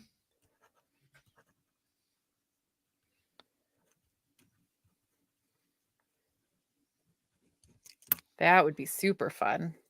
Varla is great. She's so much fun. She lives in Minnesota. Thank you tonight to Mike, to Free Your Mind, Matrix ×2, Simon ×2, and Deb for the amazing super chats. Very much appreciate the love and support that you have for your SOR. And we got 20 seconds left. If you haven't already, if you're watching, hit that subscribe button, ring that bell. We are here 7 days a week for your listening entertainment. So please, hit that subscribe button. Just hit it. Hit it. Here we go, everyone.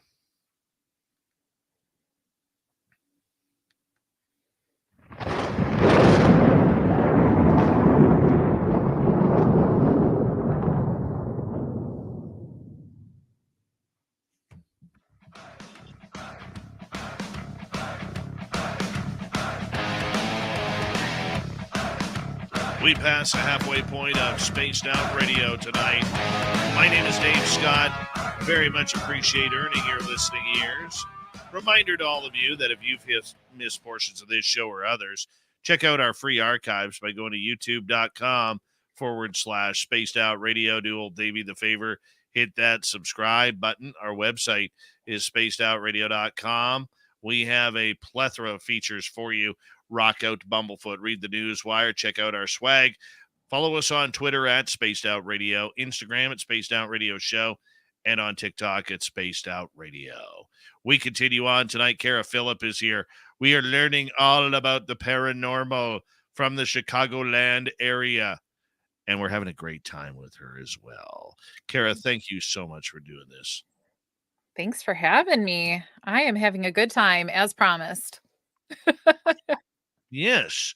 Yes. She has rated us a 9.5 out of 10. A 9.5.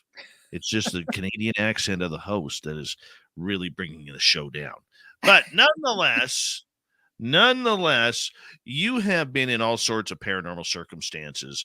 You know, what's your advice to new people looking to get into the paranormal, whether it's for fun or serious investigation? What's your advice? I think kind of get to know a lot of people. I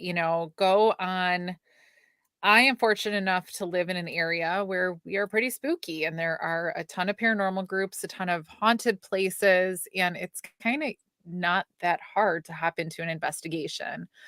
Of some sort. It's real easy to get tickets to one, especially when the warmer weather hits, and especially, come spooky season in the fall. I really enjoy not just, being with the people I'm used to, but also going with other groups and seeing, kind of how they investigate, how they talk about the place, that they're familiar with, and really kind of learn from a bunch of different people to see what works for you and see what you experience. And really, for me, I'm not big on equipment or anything. Because I guess I know I can have the experiences. Really, put the stuff down for a minute and just sit in the space, because, maybe you're going to miss that thing on the wall while you're busy looking at some sort of equipment that isn't working right, So really let your eyes get used to the space and really kind of immerse in it and see what you feel. Do you feel that your own intuition is the best piece of gear that you have for an investigation? I think so. Yeah, no, I think so. And I think over time, I have certainly learned to trust it more and tap into it more. Or even being with different people and kind of what they feel and everything. But I think it's really a trust yourself is the biggest, most important. Like I already said a while ago, I had experiences that I can tell you, yeah, I heard those voices or I saw somebody walking, but I just wasn't trusting myself. If I didn't have somebody there to verify it, it didn't happen. I didn't see it. And I really just kind of denied it. So I think for me, now that I have some confidence in my abilities, and intuition, I'm able to say, yeah, there's something here. There is, I just saw that, not even did you see that? It's, I saw that. So I think it's having confidence in yourself and, having confidence in being in those spaces. That's the most important and your best evidence. Are you going to get something on camera doing that? Not necessarily. The evidence is your own and your own feelings, not necessarily to share with the world. But I think, you yourself and I are the best you can do to really connect with the space. What do you want out of the paranormal? What's the goal for you for doing this? Is it figuring out life after death? Is it figuring out that there is something afterwards? Or is it trying to figure out the mysteries of who these former people are and why their spirits are still here? I think kind of first and foremost, like kind of fun and adventure. I'll say that's probably what keeps you coming back. But no, I think it's that there is, I've always been aware that there is a something else. So I think for me, it's to learn more about that. I think, I think we're all pretty fascinated, whether we want to talk about it or not. We're all pretty fascinated with death and what comes next, because isn't that the eternal question? So I think, there's some comfort in knowing that what comes next is maybe okay. Um, a friend of mine, and probably a lot of people say, I don't know anything. I might be out here, investigating, trying to say something about ghosts. But he says, don't listen to anything I say because I won't know until I'm dead, what's actually on the other side or what these ghosts are doing. And I think to have some concept of, there is that other side and this is what they're doing and they're okay. Even, the ghosts you interact with maybe are maybe a little less than okay. And that's why they're sticking around. But a lot of them don't seem to be unhappy, or in such terrible situations. They seem to be at least coasting along as they were, and they seem to be interacting, in a pleasant enough way that it kind of seems like it's okay on the other side, whatever that may be. And for me, I see, same friend that talked about that, he one day goes, you're a nurse. You must have been there. You must have been there, sometime when somebody died. And I, had to chuckle. I was like, must have sometime, all the time, and to me, there just kind of has to be more to it than just that end. Because when somebody does die, there isn't a big, fanfare or something exciting that happens. The light just kind of goes out. So for me, I really want there to be that light goes someplace else and something happens. So maybe one day before it's my time to officially learn, maybe I'll get to know a little bit more about it. Why do you think spirits stick around? Oh, good question. I probably as many reasons as there are spirits. I think some of them I think some that we see it's an echo, I think there's the kind of time slip. Maybe we're just seeing something. They're not haunting us. We just saw time fold a little bit sometimes, or maybe, kind of that like classic who's haunting who. Maybe they see us and they go, oh my God, who's here with a flashlight right now? Oh, this ghost with the flashlight. But the ones that are intelligent and interacting with us, I think maybe, I think of when you go to places like prisons, asylums, things that are maybe not so positive. I could see them not really wanting to cross over to the other side because maybe this seems a whole lot safer than what comes next. They're told that the afterlife isn't going to be a real great place for them. So I could see a lot of them sticking around. Of course, I mean, you always hear about like the classic unfinished business, but I think when you're dealing with prisons and asylums, is it unfinished business or just not wanting, just not wanting to go to the next level and face what comes next? And I think I don't know. I think unfinished business sounds a little cute and TV-ish. I don't know. I don't know. What are they gonna do to finish it? I don't know. I think it's Do more you, of a fear.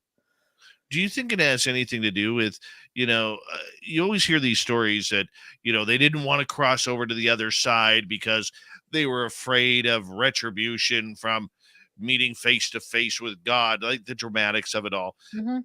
I mean, why couldn't it just be that a ghost is here because maybe they enjoyed their garden, or Yeah. maybe they enjoyed roller coasters or a So hockey game or a football game? Or maybe there isn't, that like once you cross, you cross. Maybe there is definitely just, passage through and around. Maybe it really is just another unseen portion of reality. Maybe it's not you go to the other side and you're locked away forever in that heaven or hell. Maybe it just is an afterlife and you get to interact how you want to interact as long as there's something here still to visit. Maybe you're just visiting. I think that sounds a lot nicer. Maybe there are, good and bad places to go. I don't know. Or maybe it's just as long as you want to stick around here and interact, you could stick around here and interact. Because there are people to see and things to do. Would you? Would you stick around? Well, it depends how old I am when it's time, right? Like right now, I probably would because I would feel like, oh, geez, there's still people to watch and maybe try to haunt some of them, in a good way to try to tell them something. But, is that an unfinished business? To watch the people that are still around. But if it's 50 years from now, yeah, do I stick around? I don't know. What's there to stick around for? So I think that's situational too. Were you expecting to go or not? Are there things to watch still or not? I do love my gardens, so I probably would want to stick around and check out the fish, see what they're doing. Well, it kind of makes me wonder, like, would I stick around if I was given a choice, like, where would I go? I mean, knowing me, I would probably, go on tour with Guns N' Roses and haunt them a little bit, if they're still touring at that point. Right. But I mean, I look at it and just think, man, like, where would I go? What would make me happy if I were to stay on the other side and or stay around here while visiting the other side? I mean, there are so many different questions, Mhm. whether or not we're looking into a previous timeline or we are looking into an actual ghost or spirit. Yeah. Have you had any inclinations that or any investigations where you think that you've actually been looking at a different timeline rather than a ghost? I'll tell you a good story from this weekend. Yeah, no, so we were at the prison. It was a big, Dave and Shane were there. And a few of us that are very familiar with it were actually sitting on a bench and we could see the school/chapel. That was not part of the tour because it's leaky, it stays kind of wet, it's whatever. So not part of the tour and usually not too much action there. The school always feels pretty ooky, like you just don't feel good being there, but you don't get any evidence, you don't see anything, you just feel kind of dreadful there. So it wasn't part of the tour this time. So we were watching, building is all locked. There's only a couple entrances, people aren't getting in. And we saw distinctly 5 or 6 flashlights, real flashlights, not points of light, not, oh, I think I saw something. People really waving flashlights around, looking out, the door of the school, very distinct. We honestly were sitting on that bench, the group of us, kind of cursing the people we thought did that. We're going, "Oh, I can't believe that's not on the tour. What are they doing? Why are they there? Stay with your group." We're kind of saying that. And then it stopped. And a little while later, we saw 2 flashlights go one way and go back the other way, and that was it. Honestly, didn't think that much of it because we're just like, well, okay, whatever. Somebody went when they shouldn't have. At that time, Dave caught they actually heard it. It was a direct voice, but he also caught it on tape, or somebody with him caught it on tape. Something getting his attention outside. So he actually, because of that, went outside at that moment. That's when the flashlights happened, unbeknownst to us. We talked about it later. And he saw those and the building was locked. No, had eyes on the building. Nobody went in or out of that building. And when they got to it, direct eye contact the whole time, the whole thing was locked up. And it was him and one of the tour guides that walked. That was the 2 flashlights that we saw later. So with that, what did we see there? We all, a whole lot of us saw that. We all saw these flashlights. It wasn't anybody. Everything is locked. The campus is locked. That building specifically is locked. He had eyes on it the whole time. Nobody came or went. What did we see? Did we see, it looked just like an investigation, like we stumbled upon an old investigation, but we have no idea. Like something clearly got his attention, like meant to get his attention to get him outside to see that. He came outside just in time to see that happening. What did we Wow. see? Who knows? Like unfortunately, of course, nobody was taping that because everybody just thought, oh, somebody's in there or whatever. And if he didn't see all of that and tell us the story, we all to this day, like it's been forever, days later, I would have just said, yeah, somebody went in there that shouldn't have been in there. The weird one for us up here was there were 8 of us investigating the old Gold Rush Trail, like the original trail.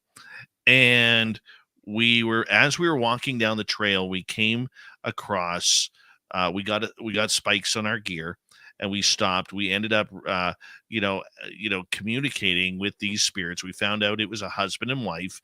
They'd Oh, come cool. across the Pacific from China. Oh, and wow. they were heading up to a town north of us called Barkerville, where there was a big Chinese community that was helping mine for gold. And we talked to him for about 15 minutes, where are you going? How you doing? What are you carrying with you? Do you have children with you? And we said goodbye, but none of our meters stopped. They were right there. So all of a sudden I'm thinking, we're in the middle of the trail. They can't go past us because we're in their way. So I start walking down the trail, and I'm like, okay, if they're here, they must have horses. They must have a buggy with them. So I go down the trail about another 20, 30 feet. And of course, the meter keeps going red, red, red, red, red, and then green. Because I passed the trailer. So I walk back, and it goes red, red, red, red, red, red, red. Okay. So I said, hey, guys, we got to move. Yeah. They need to get to where they're going, and they've got themselves, their horses, and the trailer behind the horses that the horses are pulling, and we're blocking them.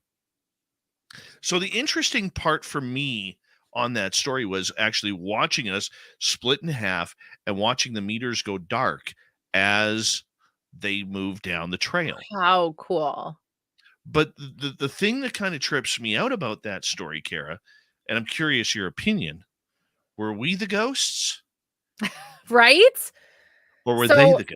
Right? So did they go on their way and be like, there were these people dressed strangely, like that we heard talking or whatever, right? Like there are times who's haunting who, right? So Absolutely. So no, the I think because question, if you had to actually move, I think you both kind of overlapped for a little bit there and didn't mean to. A little and bit and more than you thought you did. and that's the big thing. Were they ghosts, or did we interact with a different timeline? Yeah. Because they're traveling. It's nighttime, because I said to them point blank, I said, follow this trail. You're going to come to a post house. Your horses can get food and water. You guys can have a place to stay for the night. It is open. So head down there. And that's, So no, I think they got some directions on where to go from you, and it was so long ago, of course, we can't ask them, but like, I bet they think they met somebody that night, oh, which is it's wild, right? Like, that's so crazy. But I it. totally believe that happens. Like those time folds happen. What's your favorite haunting that you've had happen around you, or ghost story?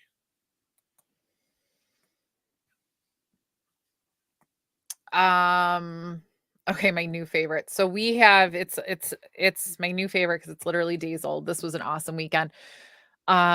We at the prison have a lot of doppelganger experience. There's a lot of, it's really normal to hear voices, and they are our friends' voices. We, people we know well. Typically we've kind of noticed the pattern is it kind of tries to get us to go to the basement, or kind of, wants us down there, the basement of the admin building for whatever reason, whatever goes on down there. I don't feel any type of way with the basement. One of my best friends, she does. She feels drawn to it, but also scared of it at the same time. I think she's more sensitive than I am for sure. And she really has feelings down there. Even down there, she heard like a friend's voice that we know where the friend was, nowhere near us, miles away. So doppelgangers are pretty normal. We've heard a friend that has some health issues. We thought he might be in the basement. We weren't sure where he was, and we heard from the basement yelling for us, saying, and we all heard this, yelling, and way louder than it ever should have been, and that was kind of maybe the clue for us, but we all heard, him yelling, "I'm in the basement. Come now. You have to all come down here now. I need you in the basement." And I think what caused us to pause is that it was so clear and so loud, and allegedly from the basement, it just didn't seem right. There's no way if he was in the basement, we would have honestly even heard him from where we were just outside the building. And as we all kind of were, kind of at a awkward standstill, all just not knowing what to do, how you kind of all run at each other in an emergency. He just came around the building. He was never in the basement. Just came walking around, as we're all kind of, almost panicking. He goes, "What's going on?" And we all said, "Oh no." And he calmly said, "Well, I guess that's it," and locked the door for the night. He said, "We're not going back in." Um Rob, we've heard his voice, even my kid and his girlfriend who, didn't know him that well but knew his voice. We heard him, supposedly giving people another tour the night of a big event, and kind of drawing us into the building, further into the building. Some bats scared us out. We were very brave and had little tiny bats, scare us out of the building that night. But we ran out and were screaming, and Rob never came to help us, and we thought that was really weird. We thought he was in the building just downstairs from us. Turns out he never came back into the building. Just something was trying to lure us in. But this weekend, so doppelgangers, at one point, so there's a gallery that over the last year has really become pretty ominous. Something's going on there, and it's especially me and my friend Nikki, a medium named it in the past that it's something to do with us, or it knows us and doesn't like us. We don't like standing there. We don't like being near it. Friday night, we were there, and they both were standing there looking at the gallery. I was not. I don't stand there. I don't look there. I actually was around the corner with Dave's group, and I was taping him doing an EVP session. And they both turned around and they both saw me standing there leaning up against a gate behind them. Pretty, just pretty laissez-faire, just standing there, and even like saw my face like it was illuminated with my phone, like I probably would stand, looking at my phone or whatever. And they both saw me, and then they both kind of looked back again real fast, and I wasn't there. And they were shocked that I could have moved so quickly. So they, not even thinking that they saw anything, came and found me where I was. Unfortunately, I was taping because they said, "How long have you been here?" And I said, "A few minutes. I don't know." And they said, "No, you haven't," and so I was able to at least point to the phone and say, "Well, it was at least 1:07, which is much longer than they would have thought." So I have my very own seen doppelganger. And the next night, people saw Rob actually leaning over galleries. He's a very distinct human, in his overalls, and he's, not a small man. And so now it's kind of extending outward to like actually being us. And I think that's really cool. Most people probably think that's terrifying. I think that's super cool. So that's my new favorite. Well, you know what? This has been a very, very fast 2 hours. It has Very. been. I admit it. Thank you. Thank you. Winner.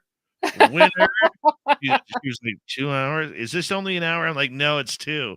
And by the way, I'm gonna force you to do 2.5. Okay. I'm real tired. And now she's like, rock on. Let's can do this. this. This is fine. Do you want to stick around? It's up to you. Sure. Let's do it. We'll get some more ghost stories. We need some questions from our audience too. So if you're in the chat room or you are on Twitter at hashtag Spaced Out Radio listening on in, put your questions in capital letters. We will get them to Kara. We're going to go to Steve Stockton to kick off the next half hour. Then Karen's going to be with us till the bottom of the hour. And guess what? It's Dave 101 night. What will Dave rant about today? I did mow my lawn, so get off it. Spaced Out Radio continues with the third hour next. We're having a great time tonight. Hopefully you are as well. We'll be right back.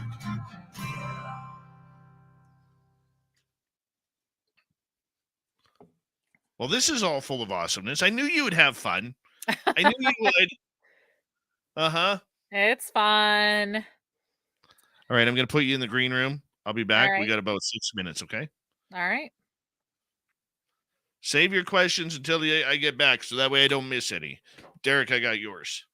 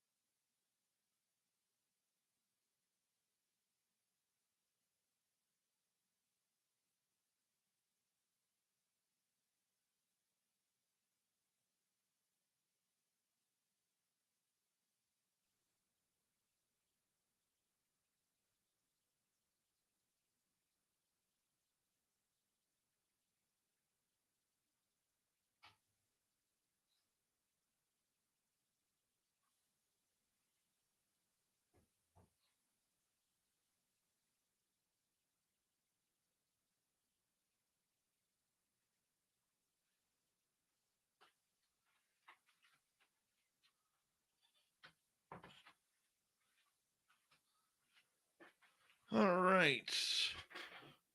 We'll bring Kara back in because we can.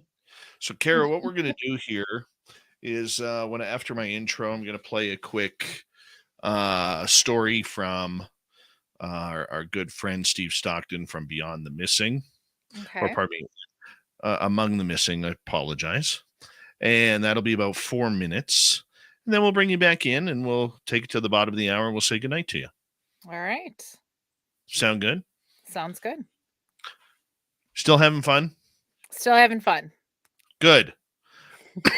All right. If you guys have any questions for Kara, which I hope you do, is it Peppa H's birthday?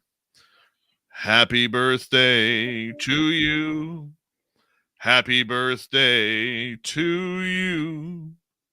Happy birthday, Peppa H. Happy birthday to you. There you go. Tradition. All right. 30 seconds. Thank you so much to Deb ×2, Simon ×2, Matrix ×2, Derek, Free Your Mind, Mike, and that's it for the amazing super chats. Very much appreciate the love and support that you guys are giving us. And don't forget, if you're new, hit that subscribe button, ring that bell as we are trying to build our numbers here on YouTube. Leave a comment after the show. Tell us what you like. Here we go with hour 3.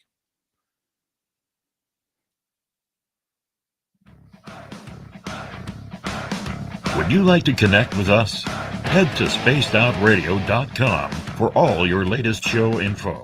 Now, back to Dave Scott and SOR. Here we go with the third and final hour of Spaced Out Radio tonight. Good to have you all with us. My name is Dave Scott. Very much appreciate earning your listening ears wherever you are on this beautiful planet we call Earth. Hello to everyone listening in on our terrestrial affiliates around North America, digitally on Odyssey Radio, TalkStream Live, and KPNL. All of our archives are free. Join us, will you, at youtube.com/Spaced Out Radio. Do old Davey the favor, hit that subscribe button. The Desert Clam has set the password for tonight in the SOR Space Travelers Club. Orient. Orient is your password. Use it wisely, Space Travelers, as the Clam sets the password each and every night right here on Spaced Out Radio. Our website is spacedoutradio.com. We have a plethora of features for you. Rock out to Bumblefoot, read the Newswire, check out our swag as well. Follow us on Twitter at Spaced Out Radio, Instagram at Spaced Out Radio Show, and on TikTok at Spaced Out Radio. It's time for another spooky story as we head to Among the Missing's Steve Stockton. Hello, friends. Welcome to Among the Missing YouTube channel on Spaced Out Radio. I'm Steve Stockton, and I'm about to take you on an unbelievable journey of people just like you. Their stories and encounters will haunt us on Among the Missing.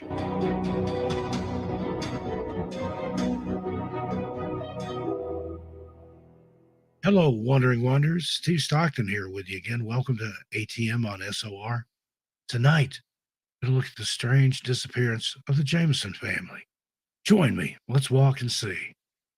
For over a decade, the disappearance and murder of the Jameson family has captured the public's attention. Bobby Dale, Cheryl Lynn, Madison Jameson made up the family. The case became a national news story when they disappeared in October 2009. Their whereabouts remained a mystery for 4 years until skeletal remains were discovered in the woods near where their truck had been abandoned. Many theories and questions remain unanswered in this case. We'll explore the details as well as some of the theories that have attempted to explain what happened. The Jameson family was living in Eufaula, Oklahoma, and preparing to move to Red Oak, Oklahoma at the time of their disappearance. Bobby Dale was involved in a serious car accident in 2003, which left him with chronic pain. His 2 older children were also the subject of a custody battle with his ex-wife. Cheryl Lynn was taking medication for mental health issues, and moreover, the couple had been arguing over money due to financial difficulties. To start a new life and build a new home, the Jamesons were looking at 40 acres of land on October 8, 2009. The family's abandoned truck was found with their dog inside, as well as their phones, IDs, and a large amount of cash. Outside of the family, a massive search was conducted to locate them. A group of hunters would go on to discover the skeletal remains of the Jameson family in November 2013. The remains were found near where the truck was located. It was impossible to determine the cause of death since the bodies were severely decomposed, but Bobby Dale's skull did have a hole, which could have been caused by a bullet. A community, hoping for the family's safe return, was shaken by the discovery of the Jamesons' remains. These findings left more questions than answers, and the investigation continues today. Some of the theories about what could have happened. There have been many theories proposed, but none have been proven. First up, murder-suicide. Bobby Dale Jameson may have killed his wife and daughter before killing himself, according to some theories. This theory comes from the fact that the family was having financial difficulties and was fighting over money. Despite its appeal, this theory has a couple of flaws. Number one, there was no gun found at the crime scene, according to investigators. Secondly, how likely would it have been that Bobby Dale would have hid the bodies of his family in the woods if he were simply going to end his life? Another theory is that it may have been a drug-related crime. It's speculated that the family may have been involved in the drug trade and they were murdered as a part of a drug-related crime. According to police, Bobby Dale used drugs, and the family's truck did have that large amount of cash. Moreover, drug activity is known to have taken place in the area where the bodies were found. This theory has not been supported by any solid evidence, however. Also, the cult theory. A strange theory about their disappearance is that they were involved with a cult.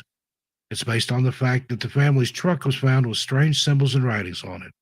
Additionally, the family had a history of paranormal and occult interest and often visited haunted locations. Again, this theory is unsupported by any solid evidence.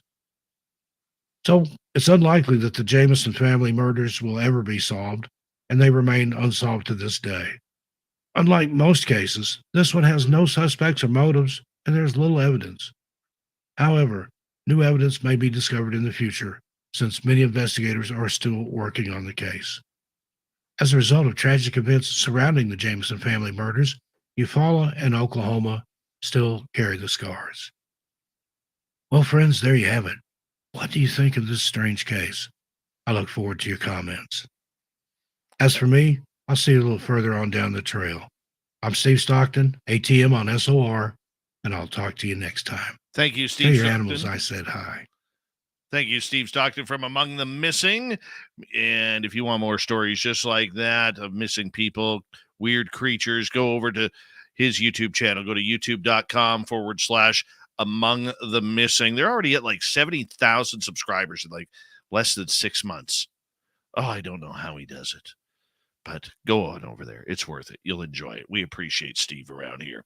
We're going to continue with the paranormal talk now. Kara Phillip, Ghost of Chicago, is with us. And before she falls asleep, we are going to get to some audience questions here for you. You ready for some audience questions here, Kara? I am. That story was a little hypnotic, though. Like, it really just sucks you in. Oh, I know. Steve has an incredible voice. Oh my goodness. Incredible voice. All right, let's start off with Derek here. What's the most evil entity you have encountered? I think, probably most currently I referred to something going in. It's in Gallery 1. It's literally, it's just in like the last year. It was last summer. We looked down and just the light was, we called it the light was wrong. I think, it's almost, I feel like we were like seeing, the veil, for lack of a better word. There's just something, and there's a spot there that it's just dark, visibly dark, visually dark. Light doesn't pass through it correctly. And as you're walking, you just stop, and there is just something that, and not everybody feels it. I think you have to be a little sensitive to it to feel it, or too, sensitive period to feel it, but it just feels evil. It just feels like you're not supposed to be there. It's just, I don't know what it is, but it is, intimidating, and it is not a good feeling. And I don't like to be anywhere near it. Definitely not. Definitely not. All right, let's move on to Kurt here, who is asking, Kara, as a nurse, have you ever talked with near-death experience patients? No, I never get the chance. Really, because chances are I guess I could have the chance, but that's maybe a weird question to broach. Once people are more awake, they don't remember any of that stuff. Nobody is talking about it. Honestly, maybe a couple years down the line, they're talking to somebody about it, but not right away. So, people certainly, I've been around people that were near death, but I don't know if what their experience was. Kind of hard once they're gone to ask. Well, yeah, that, I mean, then you don't get to. But no, even people that like come back, yeah, no, they don't. I've never had anybody, say to me, when that all happened, this is what went on. I've never had that. Do you think it'll happen one day? I hope. Yeah, no, even like long before I became a nurse, I thought that was like such a cool concept because that's the closest we are to having any answers, right? So, maybe somebody that has that experience. And then that's the question of, is it like just their brains firing, or is that just what near death actually is when our brains start firing and pouring out chemicals? So that would just be really interesting to actually talk to somebody, face to face. So I hope. All right. Let's get to Sovereign. Ghost Chaser is trying to activate activity with trigger items. How about trigger sounds like an abstract flash? Oh, yeah. I should have read this beforehand. Would that work? Would abstract sounds work? I think like the sound they're talking about, I don't know why exactly that would be such a trigger sound, unless maybe you want somebody to like giggle. I don't know. There is, people have been known to maybe carry keys that sound like guard keys around to see if they could get some interaction, or maybe some old badges of guards. And that kind of makes them known, and they get more activity around them. So I think if you have some items that are applicable to the people you are dealing with, you might get some activity. Perfect. Let's go to Laura here. Kara, what's your funniest thing that's ever happened to you on an investigation, ghost related or not?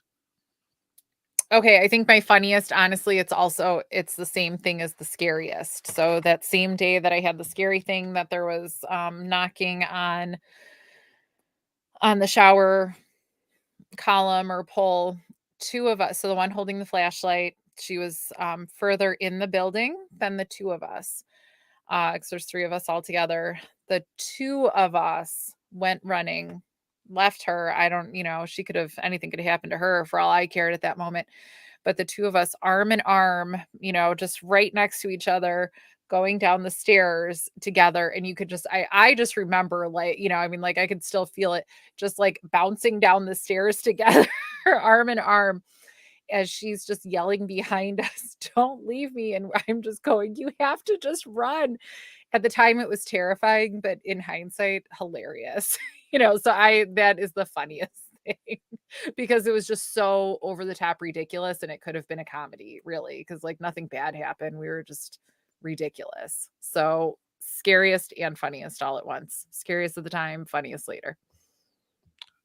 What's the funniest thing a ghost has done to you? I think my favorite is like in interacting. It was with the necrophonic app. Jokes, like, just when they are funny back to you, and I can't even think of one right now, but they, when you say something and they'll be funny back, they're just like actually interacting like your friends, like they know you. They were naming us, do you know who we are? And they were naming names, and my friend Nikki, who's short, and she goes, "What's mine? Come on, don't you know my name?" And it goes, "Short." And then you hear just kind of like a huh. Like it thought it was so funny to say short. It knows Mickey's name, so just when they actually interact like funny people, that to me is the funniest. Like that's the most fun. Sometimes it's a little hard to believe that a lot of these spirits were once human and that they still have Yeah. that sense of humor. They still have that quality of wanting to live and laugh. And I think, it's that whole thing, like we've put so much energy into the space and, there is, different people could have different opinions on that. As I'm saying, like we put so much in and so we get so much back. But I think it's a group of spirits, however many of them, I have no idea, that are actually just comfortable with us. And kind of there is that reciprocation that we do get to interact. I don't think they do it with everybody at all. I know they don't do it with everybody, but just when there's that familiarity and that energy put into it, they do kind of get to come through and interact and kind of be people, which is so crazy to think of. I think we think of ghosts as just like, oh, there's a ghost and you'll see a spirit. When you actually like think of them as human like that, that's wild. It's such a unique and, privileged experience. People don't get to do that. And that's so cool to be let into that world. All right, continuing on here. Let's Yep. go over to Mike up here in Canada. Does stiff as a feather, light as a board actually work? Can you tell us about it? So, okay, so for those of you that don't know, it's what you do at sleepovers when you're a kid. I don't know if the kids still do it nowadays, but back in the days before having, phones and stuff, what else do you do at sleepovers? So the group of you, all with two fingers, underneath the person, or four fingers really, they lay there stiff as a board, they hold themselves, tense, and you just kind of over and over again kind of chant light as a feather, stiff as a board, and eventually you can lift the person up. So the premise is that it's like a chant, like an incantation, that they are now light as a feather, and they're, stiff as a board, so you could actually lift them, because a normal person would be kind of floppy, right, under normal circumstances. What it is you probably just have the person kind of so relaxed or whatever they need to be to go along with this craziness, and you have enough fingers under them that, you can lift them. These are young girls you're talking about, so you can lift them. I'd like to think it works. I like to think it's this magic that we get to do that, but probably it's enough fingers that we can just lift the person. But no, it was always like a really cool experience, because suddenly you're lifting them in the air and it feels like you really did something real. Did it work? Yeah, I mean, I think so. But again, how much weight could we all lift with our fingers all combined? Probably as much as that person weighed. Let's go to Paramarv. Kara, is there somewhere that you are reluctant to investigate for one reason or another? Not that I know of. No. What wouldn't you investigate? Just more of like a personal like fear thing, probably like too far, like a coal mine, like deep in a coal mine or something like that. And that's just because I would worry structurally. So I think for me it's places that I just like wouldn't go under the best of circumstances either. So but I would go in a cave, that I would feel like Mammoth Cave. I'd feel fine doing that. That's so no, I think just places that I would otherwise not go during the day. Makes sense. Okay, let's go to Sovereign. Do you ever suspect that a purported Oh, ghost you were investigating turned out to be an invisible or cloaked cryptid or alien? um, no, but we interviewed somebody on our show that did suggest, he said shadow people, that you see are actually have more to do with aliens. It's more to do with that than actual ghosts or whatever. And at first I kind of chuckled. I was like, okay, because I don't think that much about aliens, right? I think more about ghosts in my day to day. But then as I started to kind of chuckle about it, maybe sometimes I would maybe see something out of the corner of my eye and I would say, oh no, what if? Like, what if? What it, and so really because of that seed planted, I do say a lot of what if. So it's not something I ever thought on my own, but because he suggested it, I think, could that be? I don't know though. I'd have to probably spend more time thinking about that and more time with that thought. We have 4 minutes left. All Let's right. get to one more question. Pixie Lara is asking, if you could investigate anywhere in the world, where would you go? I would probably go, and I can never remember it when I need to on the spot, but the island off of Venice that nobody could go to.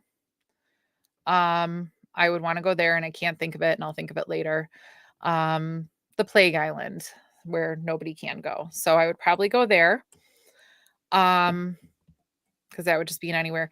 And probably like around Rome and stuff, just like the Colosseum and all of that. I think that would be my go-to. Our music man, Ron Bumblefoot Thal, was playing with his band Sons of Apollo at a 15th century stadium, outdoor stadium, kind of like what you had in Greece, in Plovdiv. Wow. He has his guitar is made so it doesn't go out of tune. And during the show, something kept loosening his top string on his guitar. Shortly after that, the keyboardist, Derek Sherinian, had his sunglasses because the sun went down. So he put his sunglasses on the top of his head, and something slapped his head and knocked the sunglasses off his head, fell down into a crack on the stage. And then later on, Ron Bumblefoot Thal stated to me that on this show that he has never fallen on stage in all of his years of touring with Guns N' Roses and Sons of Apollo and Asia. He's never fallen on stage. And they were doing a cover of Pink Floyd's Comfortably Numb. And he got shoved down and fell on the stage.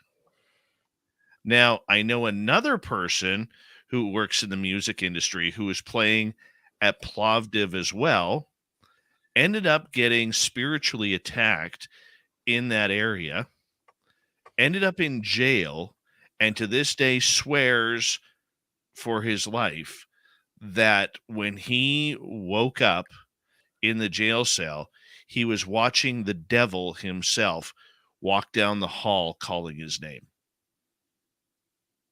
Okay, that sounds like an exciting place. That sounds wild. Yeah. Crazy stuff. For me, though, if I were to investigate anywhere in the world, I would love to do that Romanian forest where nothing grows right in the middle. All right. Yeah, that would be cool. That for me would be a highlight. We have 90 seconds left with you tonight.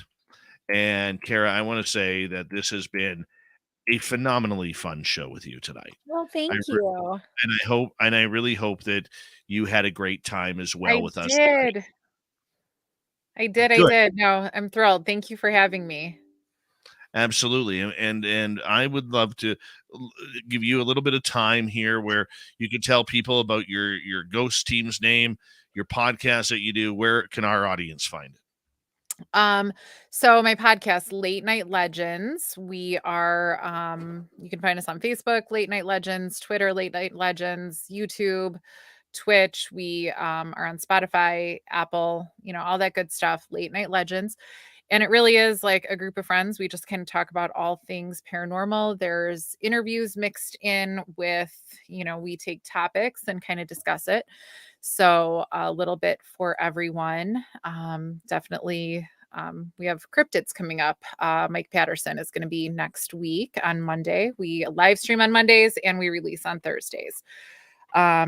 And we are right now, as far as any kind of teams, we don't have a great cohesive investigating team, but we do have a website, Facebook group called Hella Obscura. And that's just kind of where, for now, we are collecting our talented photographers in the group, their photography, and just kind of being a space right now to kind of all gather and be together and share that space, sharing cool things and photography and everything. Awesome. Kara Phillip, Appreciate your time. Coming up next, Get Off My Lawn. It's Dave 101 night. Logan Paul, I got my eyes on you. We'll be right back.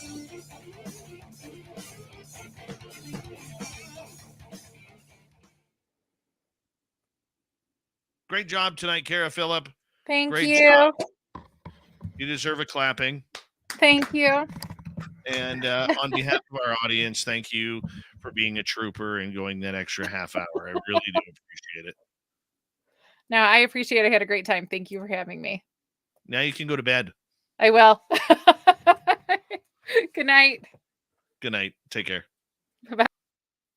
Kara Phillip, she was outstanding. Great guest. So, you know what? I wish more paranormal people would be like her. I really do.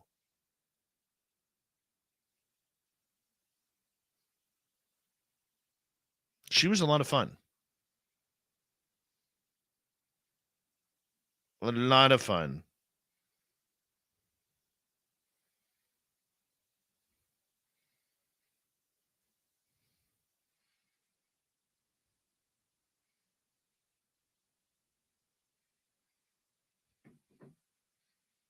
A lot of fun.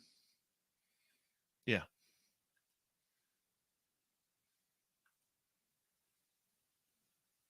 Enjoyable.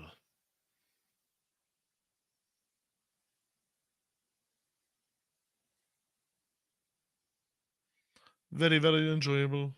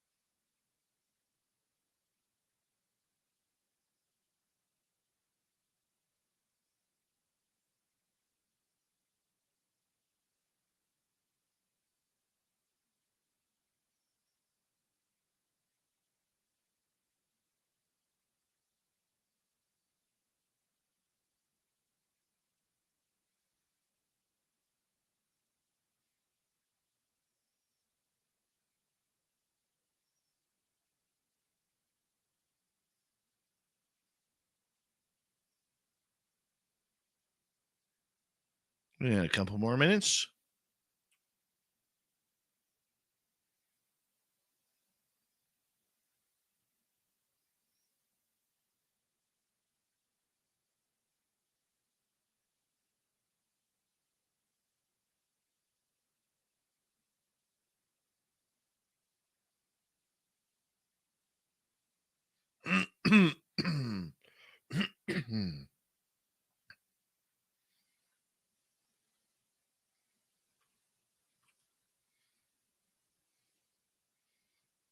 Doesn't surprise me, Sovereign. Doesn't surprise me.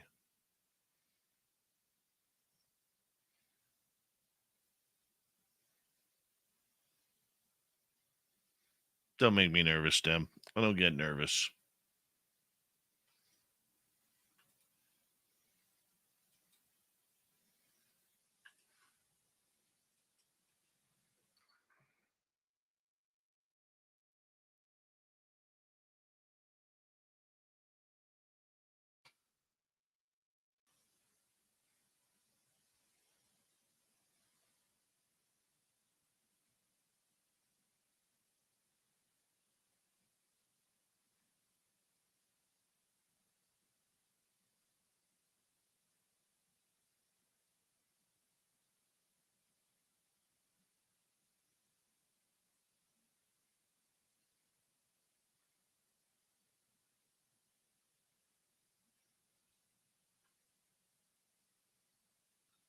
One minute.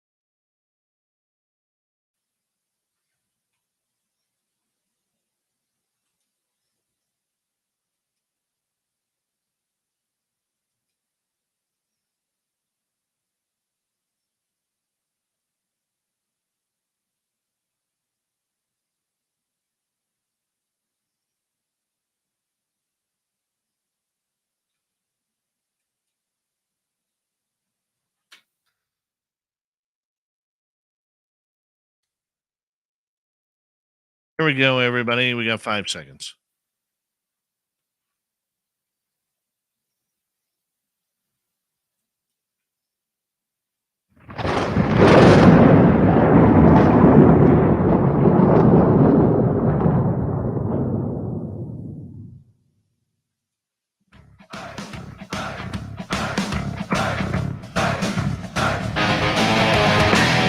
We've rounded third. We're heading for home tonight on Spaced Out Radio. My name is Dave Scott. Very much appreciate earning your listening ears. Want to remind you that if you missed portions of this show or others, check out our free archives by going to youtube.com/Spaced Out Radio. Do old Davey the favor. Hit that subscribe button. Our website is spacedoutradio.com. We have a plethora of features for you. Rock out to Bumblefoot, read the Newswire, check out our swag as well. Follow us on Twitter at Spaced Out Radio, Instagram at Spaced Out Radio Show, and on TikTok at Spaced Out Radio. It is that time of the night and time of the week where I'm getting a little grumbly. And no, it's not my stomach. No, I'm not hungry. It's just questions that I have for the Dave 101.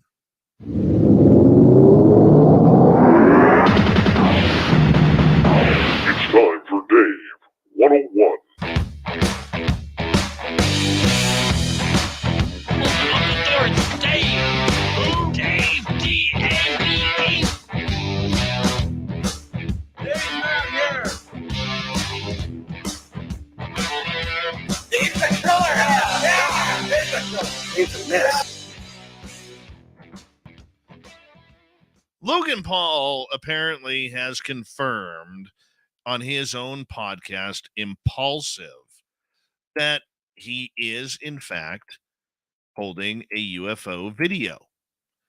Yes, this is a video Chuck Clark had been offered $100,000 by Logan Paul, which he declined, saying not enough money, just don't want it, going to hold on to it. So what did Paul do? He admitted on his podcast that he actually took a pin camera, put it on his chest, and convinced Chuck to play that video for him of the UFO, taped back in 1995 on a VHS camera. And then Paul slyly recorded it. Now, Logan, who is no UFO expert, really says he's not sure if he's going to release it or not because of a few things. He doesn't think he stole the video. He said, he did take it without permission. But talking legalese a little bit, reading between the lines, he also stated that Chuck Clark, the owner of the video, didn't film it either. He got it off of someone else who told him, hey, don't put this out to the public. So for apparently 28 years, there's been a UFO video out there on VHS tape that is the mother of all videos, or so we are told. Now, Logan Paul, who, really isn't into ufology, he says of the video, he's not sure. He's not sure if it's a UFO, but if you slowed down the tape, he said it looks pretty incredible with how it is hovering, although he is no technical expert. Look, whether you like or hate Logan Paul, he could become one of the voices of disclosure. This is something we have to look at here. Now, his Impulsive podcast has just under 4.5 million subscribers. Logan's own channel has over 23 million subscribers. That doesn't include TikTok, that doesn't include Facebook, that doesn't include Instagram or Twitter or any other thing. He is a machine when it comes to self-promotion and getting his face out there. And the one thing that Logan Paul has that ufology doesn't have, sorry, Tom DeLonge, is that young, impressionable voice, that influential person who has millions of followers to get the message out to. Now, maybe Logan Paul is gullible enough to fall for things, and the reason why I question that is with the video, he says the one person that he feels can confirm this video being real or fake is Bob Lazar. Yes, the same Bob Lazar who allegedly worked at S4, who allegedly was looking at back engineering UFO craft, including the infamous sport model. Now, there is still a bunch of controversy around Lazar as to whether or not he actually worked at Area 51's S4. Many people, including our own random guy, who would be in the know, believe that there is something strange about his story. It's not the fact that we can't find his educational background, pay stubs, or whatever, plus the shady background that he does have. Now, I want to believe Bob Lazar, but Bob Lazar is not someone I would be turning over a UFO video to. The first person I would look to, if I knew anything about ufology, would be Mark D'Antonio from MUFON. This man is a professional when it comes to looking at videos. It's what he went to school for. He is brilliant-minded at breaking down what videos are, if they have been CGI altered, if they have been altered, edited in any way, shape, or form. There are others in the UFO world that I would turn to besides Bob Lazar. I would turn to somebody like any type of filmmaker. They know. What about researchers like Grant Cameron or Richard Dolan? I would be calling an expert on this subject, not just a fanboy name because you need a name to fill out a sentence. Look, I'm not trying to put down Bob Lazar because right now we don't know. I want to believe the Bob Lazar story, but he is not someone that I am turning over a video to. James Fox, brilliant movie director, give him the video. He's played with enough video over the years throughout his career to know if it's been edited or not. But Logan Paul is still debating whether or not to release the video. And a couple of weeks ago when we did the Dave 101 on Logan Paul, I challenged him to submit the video to the public. Put it out there. Let us see it. You've already stolen it. You've already probably talked to your lawyers in regards to whether or not you should. I think the only thing stopping him right now from releasing it is whether or not he will be laughed at. And I don't think with his, company Prime that he advertises for, that energy drink, other sponsorships, the boxing that he's into, WWE wrestling, I don't think that he wants to be laughed at over the UFO or alleged UFO video. Does he want to be a part of this? Well, James Fox says he has a keen interest in it. James Fox is brilliant when it comes to UFO videos and telling stories about strange encounters.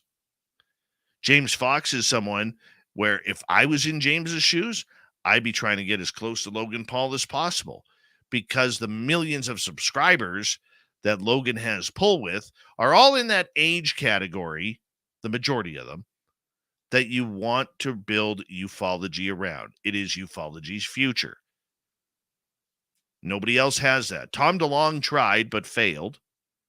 Many people would say he passed, but in certain ways he did. But in a lot of ways, his To the Stars Academy failed.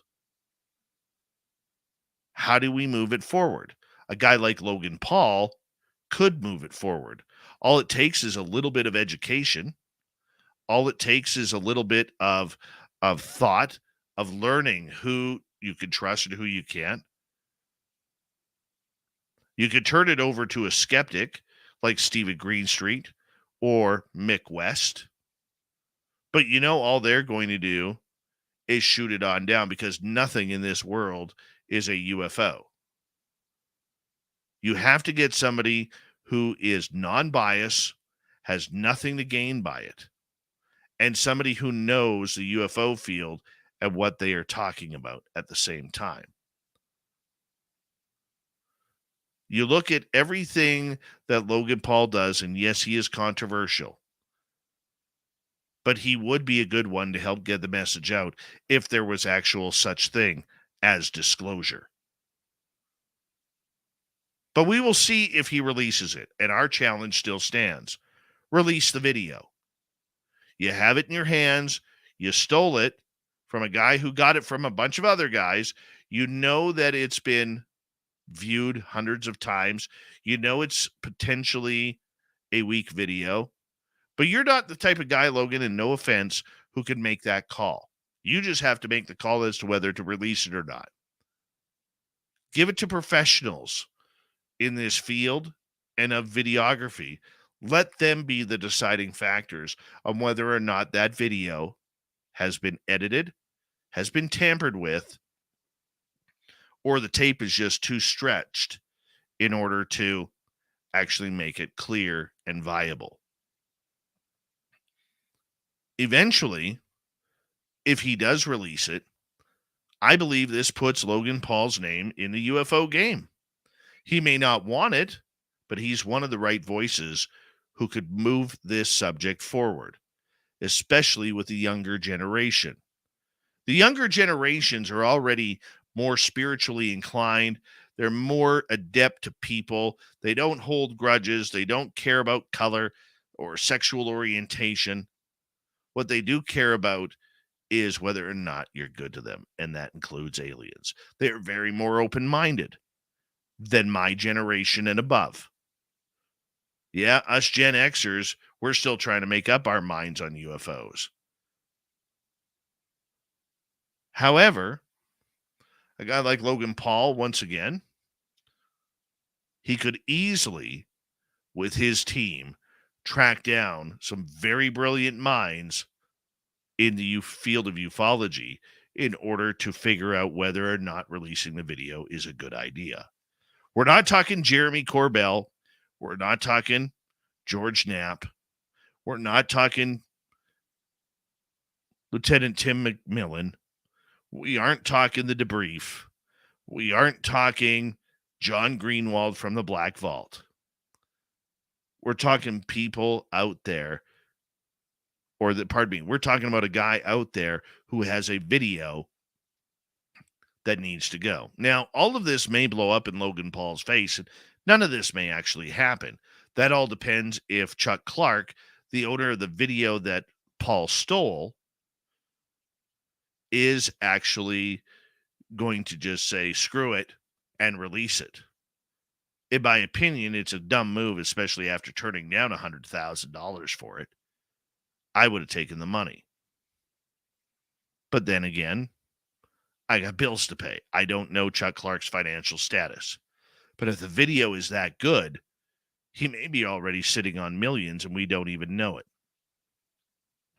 And maybe it is worth more than $100,000, especially to eyes that know what a UFO is and what a UFO is not. So now we're playing the time game again. It's always hurry up and wait and see. Nobody else is really talking about it. And we all are impacted by what decision will this 25, 26-year-old influencer make? Because right now, the way he's talking about it, he is milking the press for everything that he has. And you know what? The one thing that ufology needs is to get back in the press. The New York Post has done stories recently on it.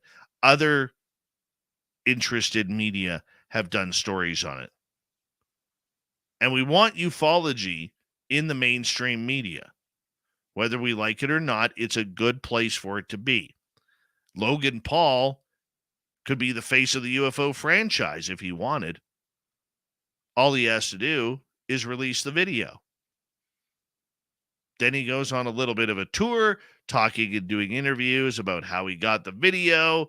And is it a UFO? Well, I've got my team of experts, he can say, who've declared that this does not look man-made. Will he release it? I don't know. I think in the meantime and in between time, so that way he could get the press, I believe that he's going to continue teasing that he hasn't made a decision on what to do. The right decision, Logan Paul, is release the video. That's my opinion. Let's see where he goes. And that is your Dave 101. What time is it? It's time for Shirky Poo's news! All right, let's get to old Pooey's news. Adult film giant Pornhub has blocked Utah residents from accessing content in a direct response to the state's requirement that users verify their identity. Utah is a very conservative state, hence the push to make it harder to access the site. Utah porn users have responded by flocking to VPNs or virtual private networks to get around the restrictions, according to Cultural Currents Institute. These services can be used to fool public networks into thinking users are accessing the content from somewhere else. For example, somewhere where their adult videos of choice are still available. Now, according to search data acquired from Google Trends, Utah's search interest in VPNs has exploded since the site was blocked. Google Trends data was collected from or for the search term VPN for all 50 states, including D.C., and for May 2nd, 2023, and as well as a full month of March of this year to see what the numbers look like. That's very interesting. According to the bill, age verification would most likely take place by a user providing a government-issued identification card or using a third-party app. Pornhub, by the way, wants device-based verification. Well, let's see where they go. Classified files about a secret British nuclear submarine were found in a toilet cubicle, according to the UK Sun. The plans regarding HMS Anson, a vessel that cost more than $2 billion, were found at a Wetherspoons pub. The file showed the inner workings of the torpedo-loaded vessel, including details about HMS Anson's hydraulics, which control torpedo hatches, steering, and buoyancy. A source said the pub was packed when the papers marked officially sensitive were found recently. Government guidance says that the information marked sensitive must only be shared on genuine need to know and could have damaging consequences if they were lost, stolen, or published. The source said, "It was quite a lively night. The pub was full of people from the docks, military and civilian. I went into the toilet and the plans were lying on the floor of the cubicle. Anyone could have found them. It was lucky it wasn't some deep cover Russian spy." A Navy source said the documents were part of a reference manual that is readily available on board. Anyone who had worked on the submarine would have used the manual. A Navy spokesperson said the papers were all generic training documents. However, we take all security matters extremely seriously, and we will investigate the circumstances to the discovery. Easy. Private papers end up in a bar because somebody wants to go for a beer before going home. That's how they end up there. There's your investigation. Now pay me. Sticking to the washroom theme, a South Carolina high school official threatened to take away toilet paper. Oh my. Cornelius Cromer. Oh, you could tell the kind of person he is just by the name Cornelius. Well, he's the assistant principal at Newberry High School. Told students and staff last week that toilet paper would have to be picked up in the front office. Administration has decided to take the toilet tissue out of the restrooms for the remainder of the school year. In an email, Cromer said, the reason? Some students have been flushing entire rolls of toilet paper down the toilet. Human Resources reportedly put the kibosh on the plan, though. That's a real crappy situation. How are you supposed to?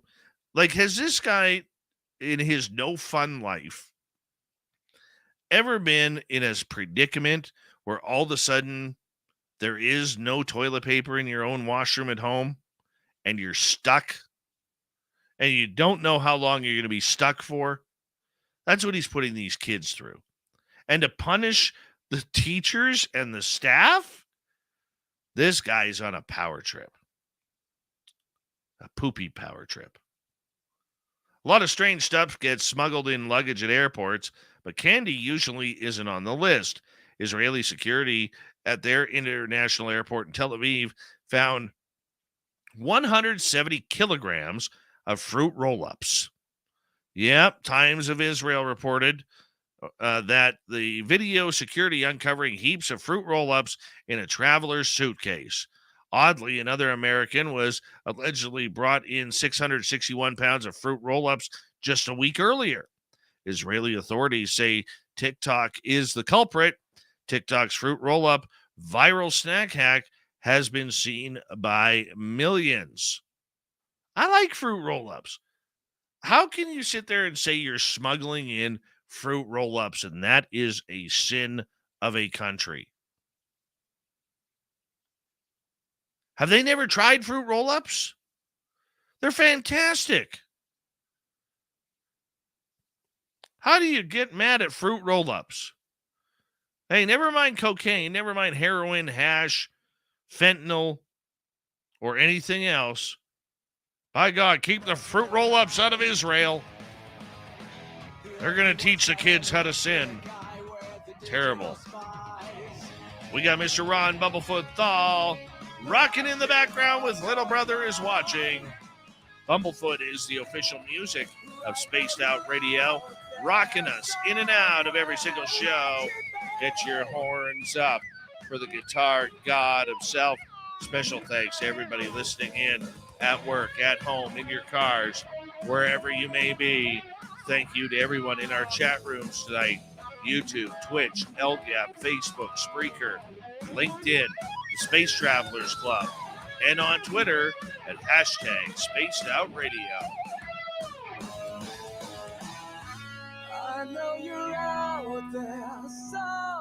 Remember, this show is copyright by Spaced Out Radio and SOR Media Ventures Limited. Thank you so much for choosing to share your evening with us, because together, my friends, we're watching. We own the night. Mr. Bumblefoot, we need a favor. We need you to take us home.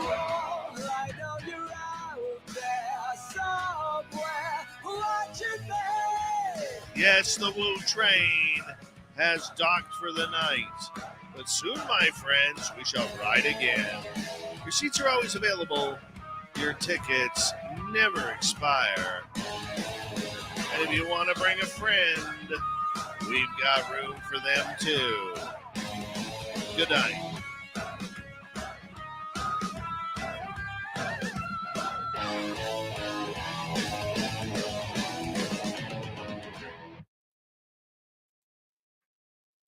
Good show, people. Very good show. Good job. You should be proud of that one. You should. That was fun.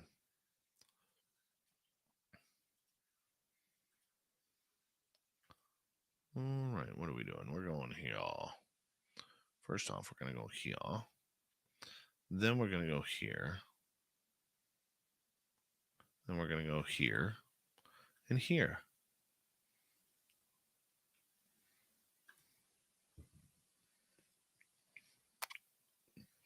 You know, you can tell when Sovereign Farts is on a boat. He starts yelling to the captain, "Ripper, skipper. Ripper, skipper." Oh, that's bad. That's bad. Ripper, skipper. Uh-huh.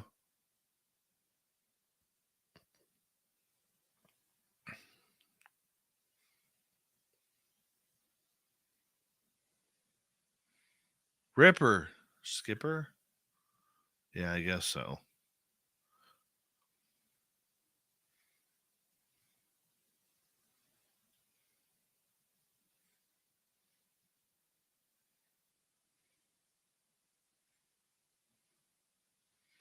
Ripper, skipper.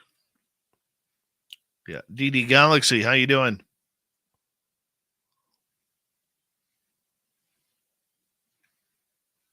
Oh, yeah, you're welcome, Ozzy Sue. I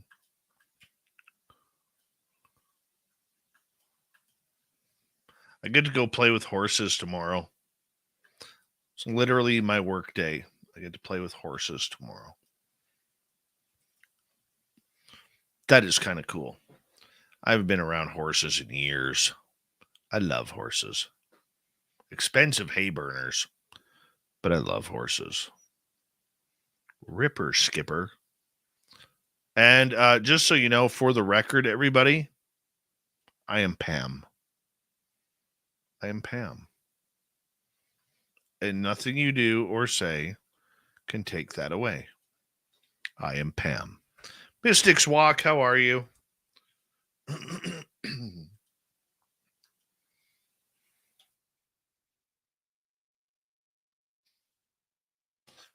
Mothman, how are you?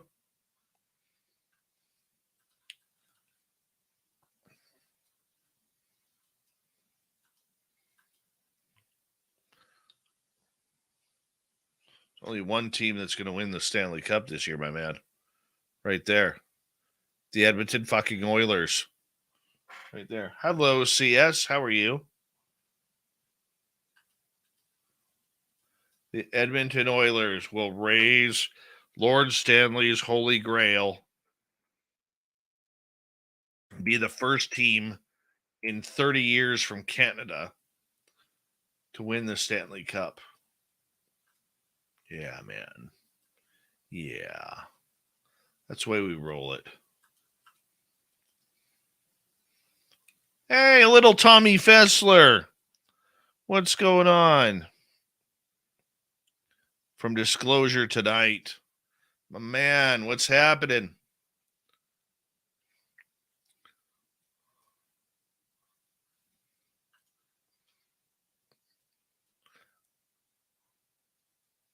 Thought you were going to change the name of your show to the Sawan Show tonight. Holy cow. Ooh, excuse me. Holy cow. He wasn't letting you speak at all. I saw you sit there and say, do you mind if I host my own show there for a little bit? Is that okay? Old Davey's going to try and say something here. Or old Tommy? Or little Tommy?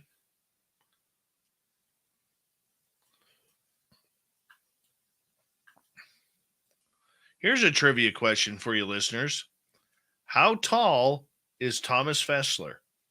From Disclosure Tonight.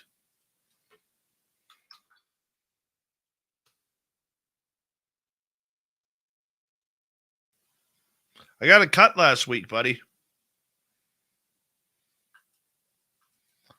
How tall is little Tommy Fessler? See if anybody can guess.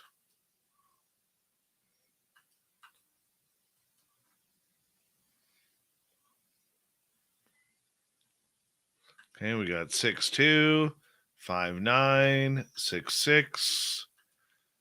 Not tall enough. 6'1", 6 feet. 6'3".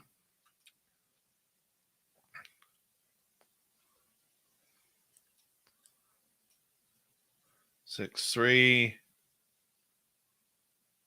6'4", 5'10". 5'6", 5'3", 5 3/4, 5'1".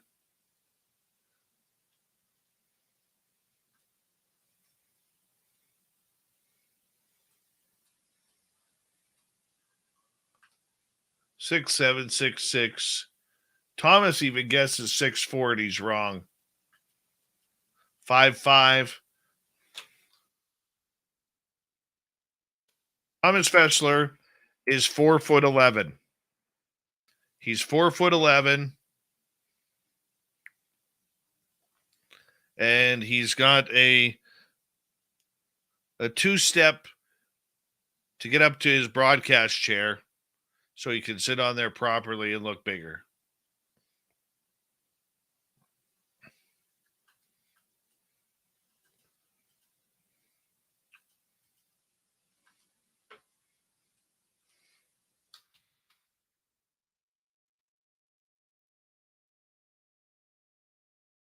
I mowed my lawn today. Pulled my tractor out of my storage shed. Hopped on, turned the key, fired right up. First time. Fired right up first time. I'm like, that's why I bought a Husqvarna right there. Sucker's going to last forever.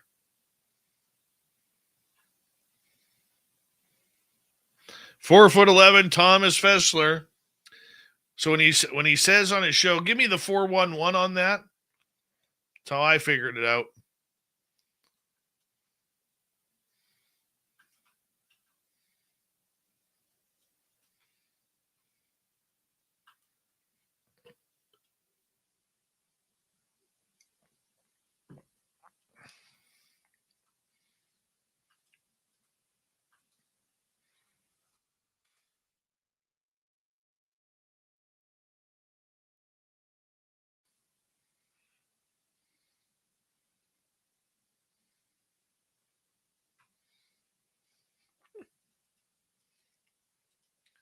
Yeah, good old 411 Tom Fessler.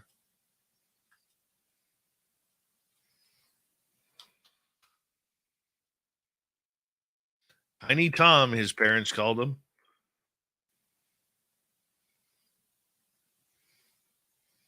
But he fits into his Dodge Challenger Hellcat just fine.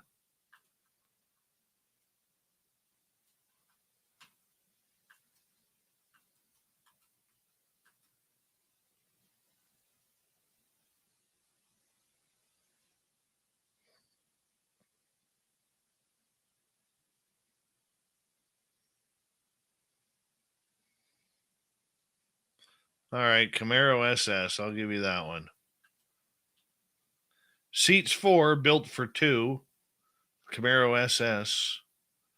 Probably Bumblebee yellow, too.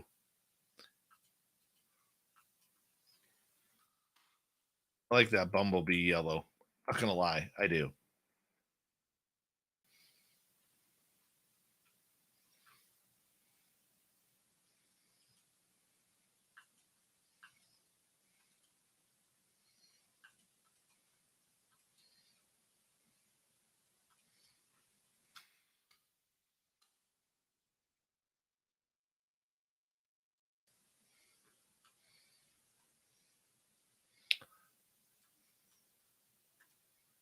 Hate Mustangs. Not a fan of Mustangs.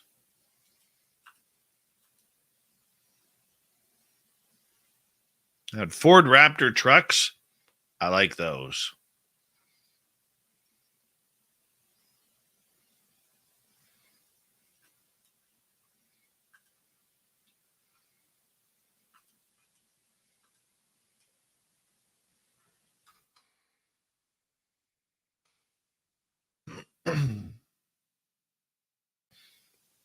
Yes, I am on the west coast of Canada. I am 5.5 hours northeast of Vancouver. I am about a 7-hour drive to where little Tommy Fessler lives.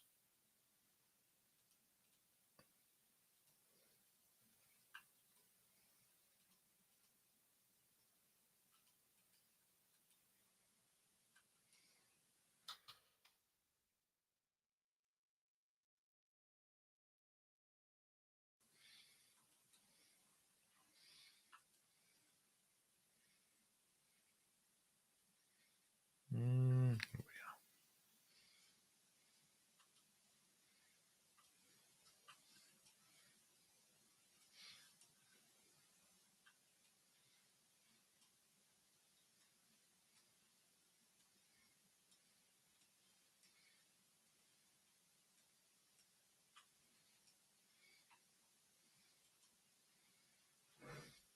Another solar flare, which means the northern lights should be out.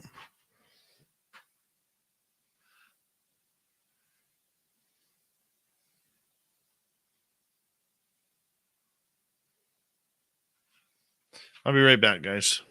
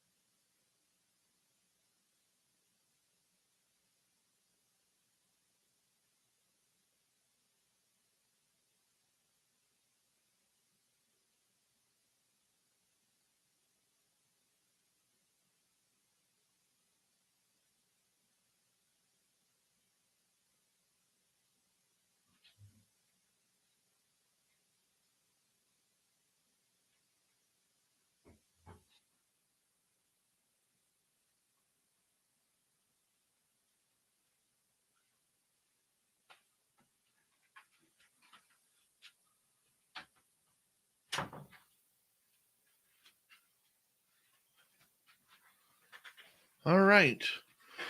I'm back.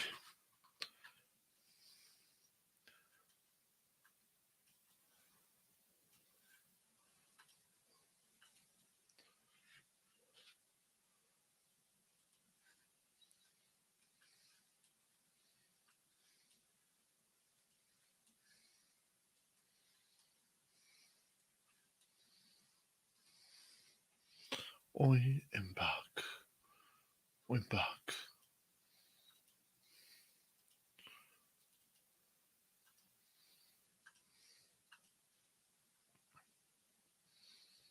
Come on. There we go.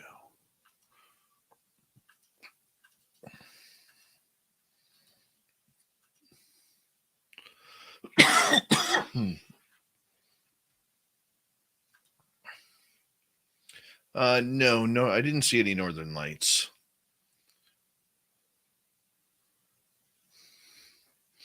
I didn't. I was getting my hockey fix.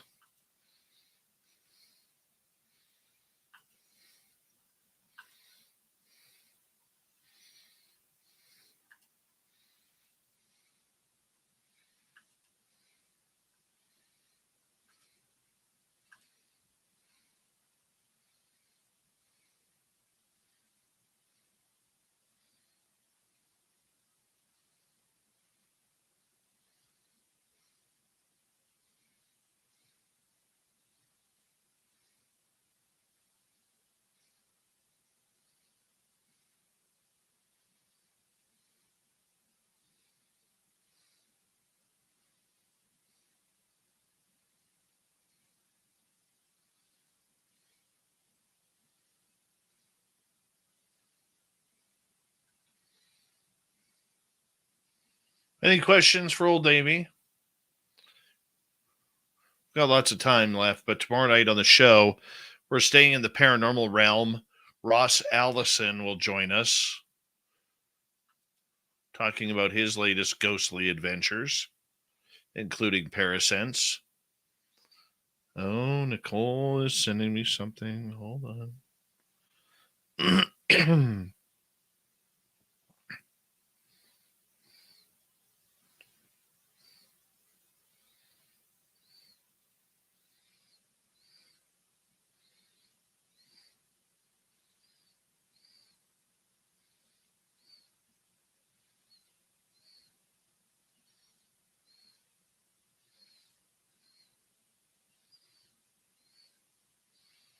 Where is it? Ah, there it is.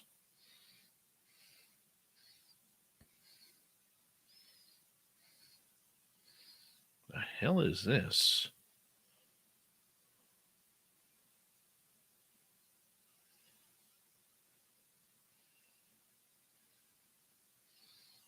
Very cryptic.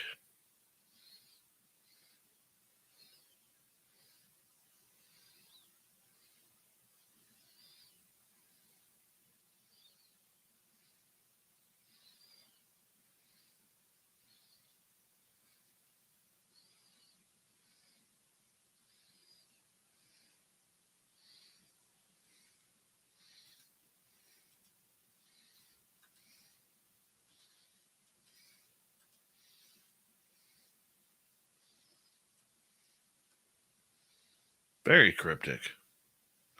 If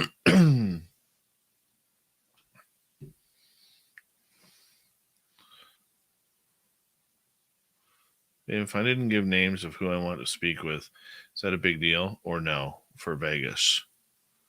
You don't have to. Garden pot. Just go up to them and talk to them. That's what it's all about. You don't have to tell me or anybody.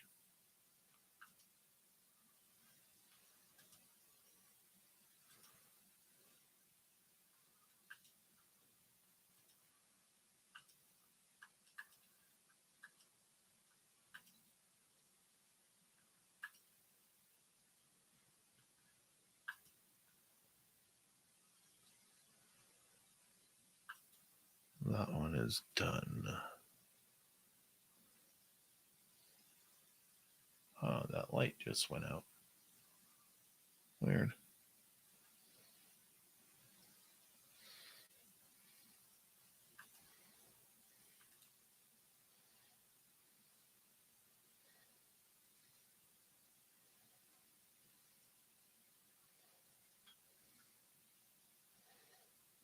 this time.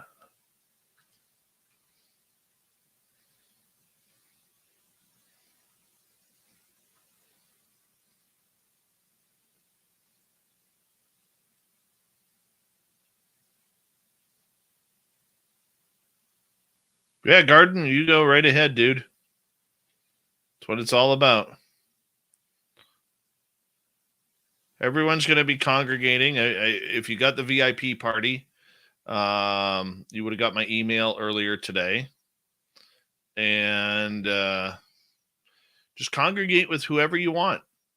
That's why we make it easy, and that's why we ask all of our special guests who are attending to, be available for our audience. That's why they come here. It's not like a conference where a lot of people will come in and they'll do their speech and then they'll hide the rest of the weekend. Not like that at all.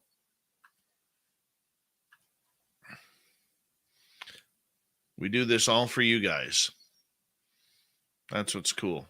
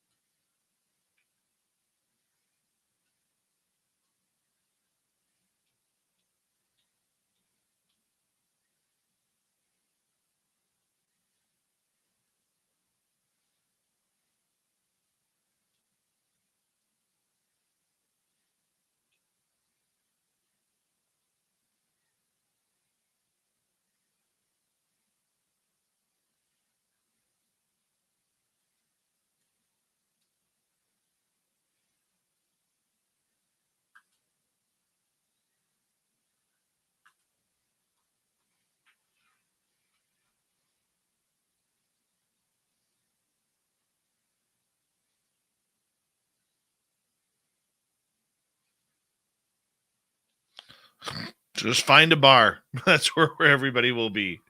Just find a bar.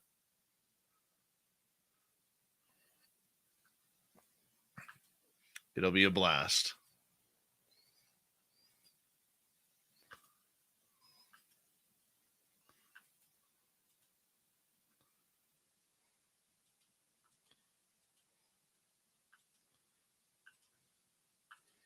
All you need to do is find the bar.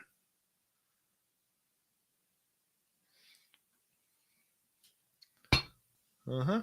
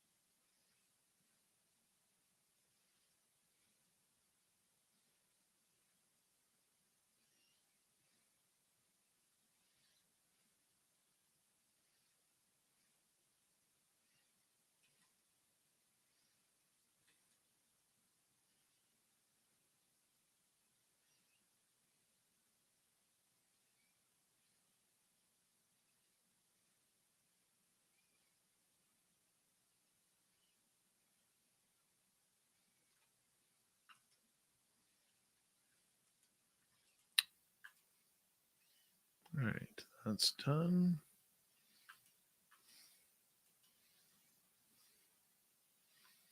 Boom, done.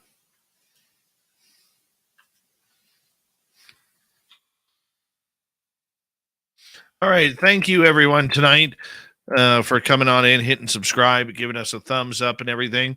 Thank you to Simon ×2, Deb ×2, Matrix ×2, Free Your Mind, Mike, Derek, and Thomas for the amazing super chats. We greatly appreciate it. Tomorrow night on the show, Ross Allison returns. It's been a while since we had him on. And I was born at 11:30 a.m. And we'll say goodnight to all of you. I got an early morning tomorrow, so we'll see you tomorrow night. Take care, everyone.